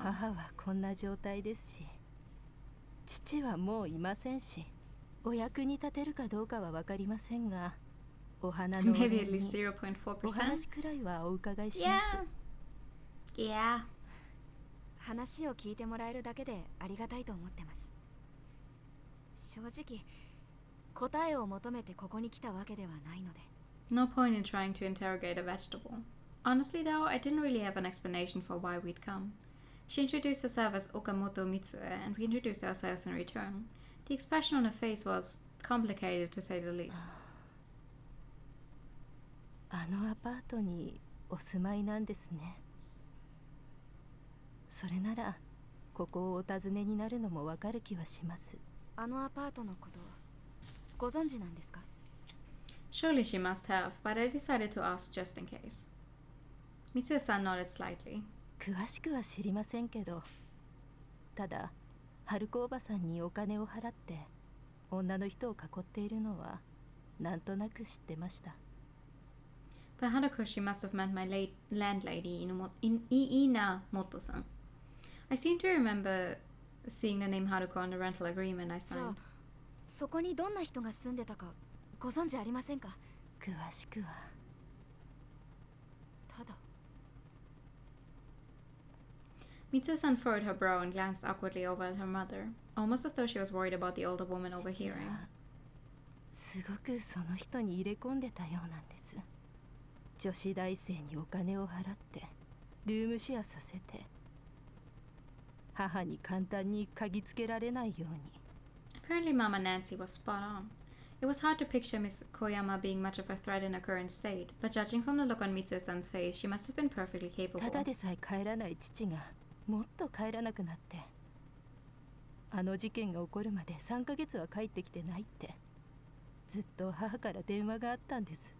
母も気が狂う寸前でした。あの事件ってその女子大生が亡くなった件ですか？そうですね。あの件をきっかけに春子おばさんのアパートを引き払ったようでしたから。President Koyama was so attached to his mistress that he didn't want to go home to his wife. In that case, why exactly did they meet up? It didn't make sense. Surely Motoko-san wouldn't have appreciated him overstaying his welcome in the apartment with them. As a partner did, Daigo-kun piped up. せっかくご家族がいらっしゃるんで聞くんですが、202号室の合鍵はお持ちじゃないですよね。 Why would she? Mitsu-san's eyes widened slightly. 父は持ってるかもしれませんが、私はわかりません。父が死んで、母がこうなってしまってからは、誰もあの家に足を踏み入れてないんです。え？それはまたどうしてですか？ I was hoping maybe I could finish the game today, but I have a slight feeling that there's a little more left to it than I could possibly fit into like the next half hour. If that was where he'd killed himself, I certainly couldn't blame them, but still, didn't I need to organize his belongings eventually? 妙なことが起こるんです。 Her face was stiff with fear. Evidently, the mere memory is frightening enough. Frankly, I wasn't sure I wanted to know, but I knew I had to ask. In response, Mitsu-san started to rub her arms as if to ward off a sudden chill. 窓が叩かれるんです。誰もいないのに。Ah, it's the same thing. 声が。Oh, but a voice? どんな？若い女性の声だと思うんですけど。 Goosebumps had prickled up on her arms. Clearly, she had experienced it for だ herself. から実家の鍵ならお渡ししますけど、中に入ってお探しくださいって私。あの方。あ、ミスティ出版の内山さんってお電話があったんです。Oh no! これから来られるはずなんですけど。 Uchiyama-san, don't die on me! Of all the crazy coincidences, I shot Daigo-kun a ご look. 存知なんですか？ I nodded slightly. はい、妹のまあちょっとした知り合いで。 Obviously, there was a bit more to it than that, but it wasn't a lie at least. Daigo-kun spoke up next. その鍵、俺たちが受け取って渡しておきます。多分目的は似たようなものですから。 Mitsu-san dug around in her pocket. She fished out the key, then stared down at it for a moment. あの部屋。202号室ですけど、クロスを張り替えただけで手つかずなんだそうです。え？だから誰も住めないんだって春子おばさんが言ってました。 Personally, I was more interested in what she wasn't saying. What did she have to hide? A shiver ran down my spine. Once I took the cold metal key from Mitsu-san, she handed me a small note as well. I glanced at it to find her name and address written. 家を見たら、ここに鍵を送っておいてください。金目のものはないそうですから、そういう心配はしてませんけど。それって。 I tucked on his sleeve and shot him a look. Somehow I had a feeling I knew exactly what she meant. After that, we thanked Mitsu-san for her time and left the hospital room. Out in the lobby, I called Uchiyama-san and learned that he was at a bus stop just a block away. We drove over and picked him up, then headed for the Koyama residence. お通夜はいいんですか？ Oh, thank you for the posture check and high time.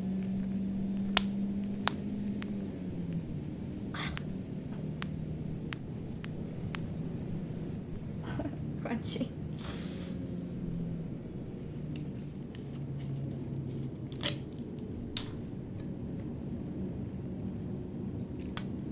Uchiyama-san checked his watch. 時には戻らなきゃいけないんです。Be gone, 私受付でしてね。その亡くなったライターの方って Please tell me all your limbs are still attached. Well, maybe. ああ、うちの会社の安藤っていうやつなんですけど、妙な死に方をしてましてね。Ruled a suicide. As of this morning, following an extensive homicide investigation, police have determined the death of Ando Ryoji's son, aged 29, to be a suicide.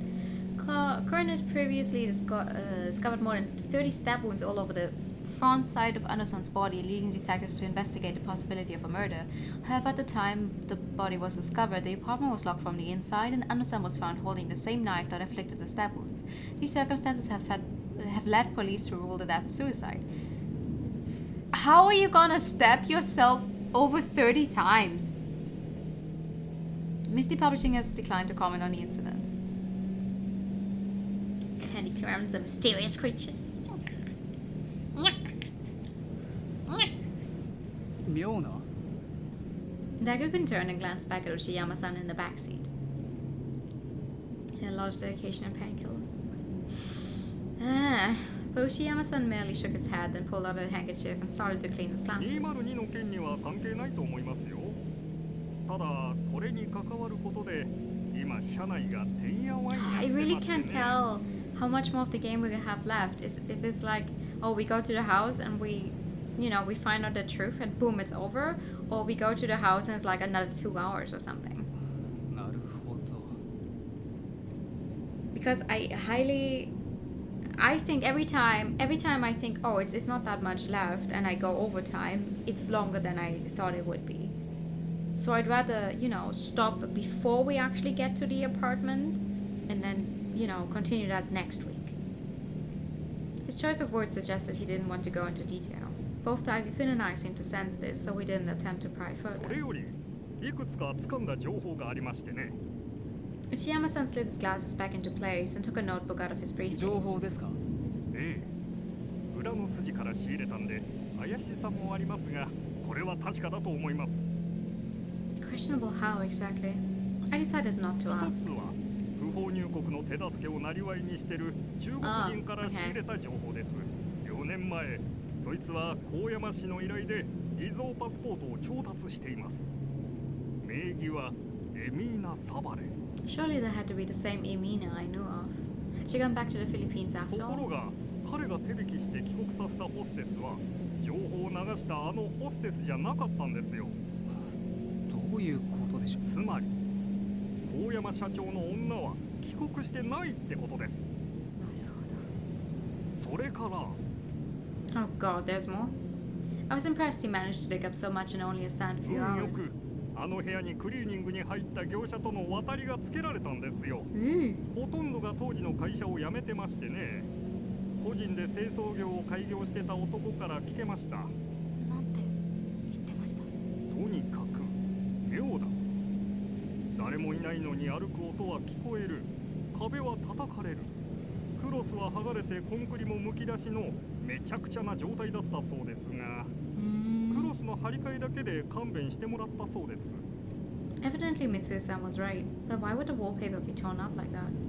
Something about it didn't sit well with も me. う少し取材は続けるつもりですが、まずは202号室を見てみないことにはってところです。 In the rearview mirror, I could see Uchiyama-san staring blankly ahead. We had arrived at the Koyama residence. After everything we'd heard about it, it seemed to radiate a threatening aura, and for a long moment we simply gazed at it in silence.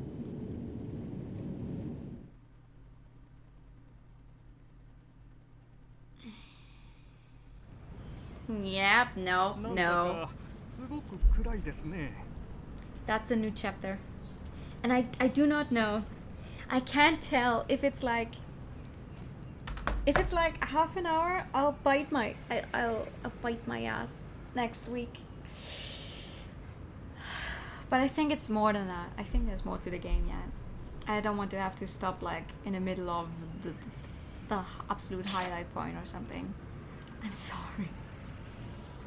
If you end it suddenly, click this. No, it's okay. It's Chapter 25. Chapter 25.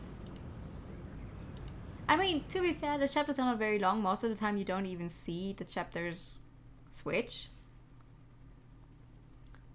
But also, holy shit, chapter 25.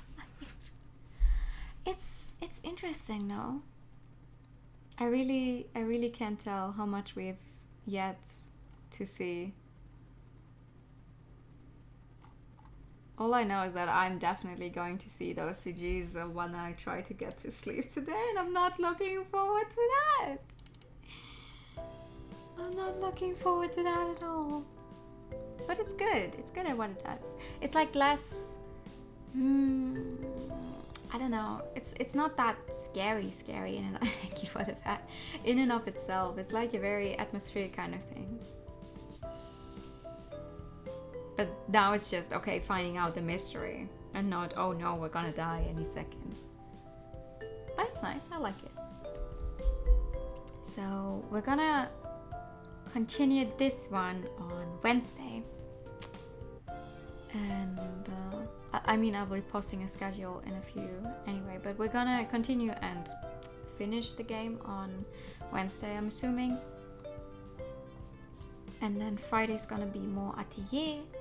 Saturday we're gonna get started with Little Nightmares 2, because I don't trust myself in getting through all of that in one stream, so I'm gonna attempt to do that on Saturday, so to have another horror game. And then Sunday, I already forgot what I wanted to play on Sunday, even though I set it up earlier. I wrote it down and I was like, what is it? What is it that I wanted to play on Sunday? I don't know. I already finished the schedule. Oh, right, Superliminal. I want to throw Superliminal in there, which is not a horror game, but it should be fun. It looked fun from what I've seen everyone else when they played it. Everyone else do when they played it. But yeah, that is the plan for next week. Next Friday stream is gonna be a little late if all goes according to plan. So thank you for coming tonight, everyone. I wish you all a very, very good night. I will send you guys over to our favorite pink cat, who is playing The Room 2, which is another puzzle game. Here's the right message. I wish you all a very, very good night. I'll see y'all soon. Night. And bye-bye. Bye-bye-bye. It's a nice game? Yeah, same. I'm also looking forward to it.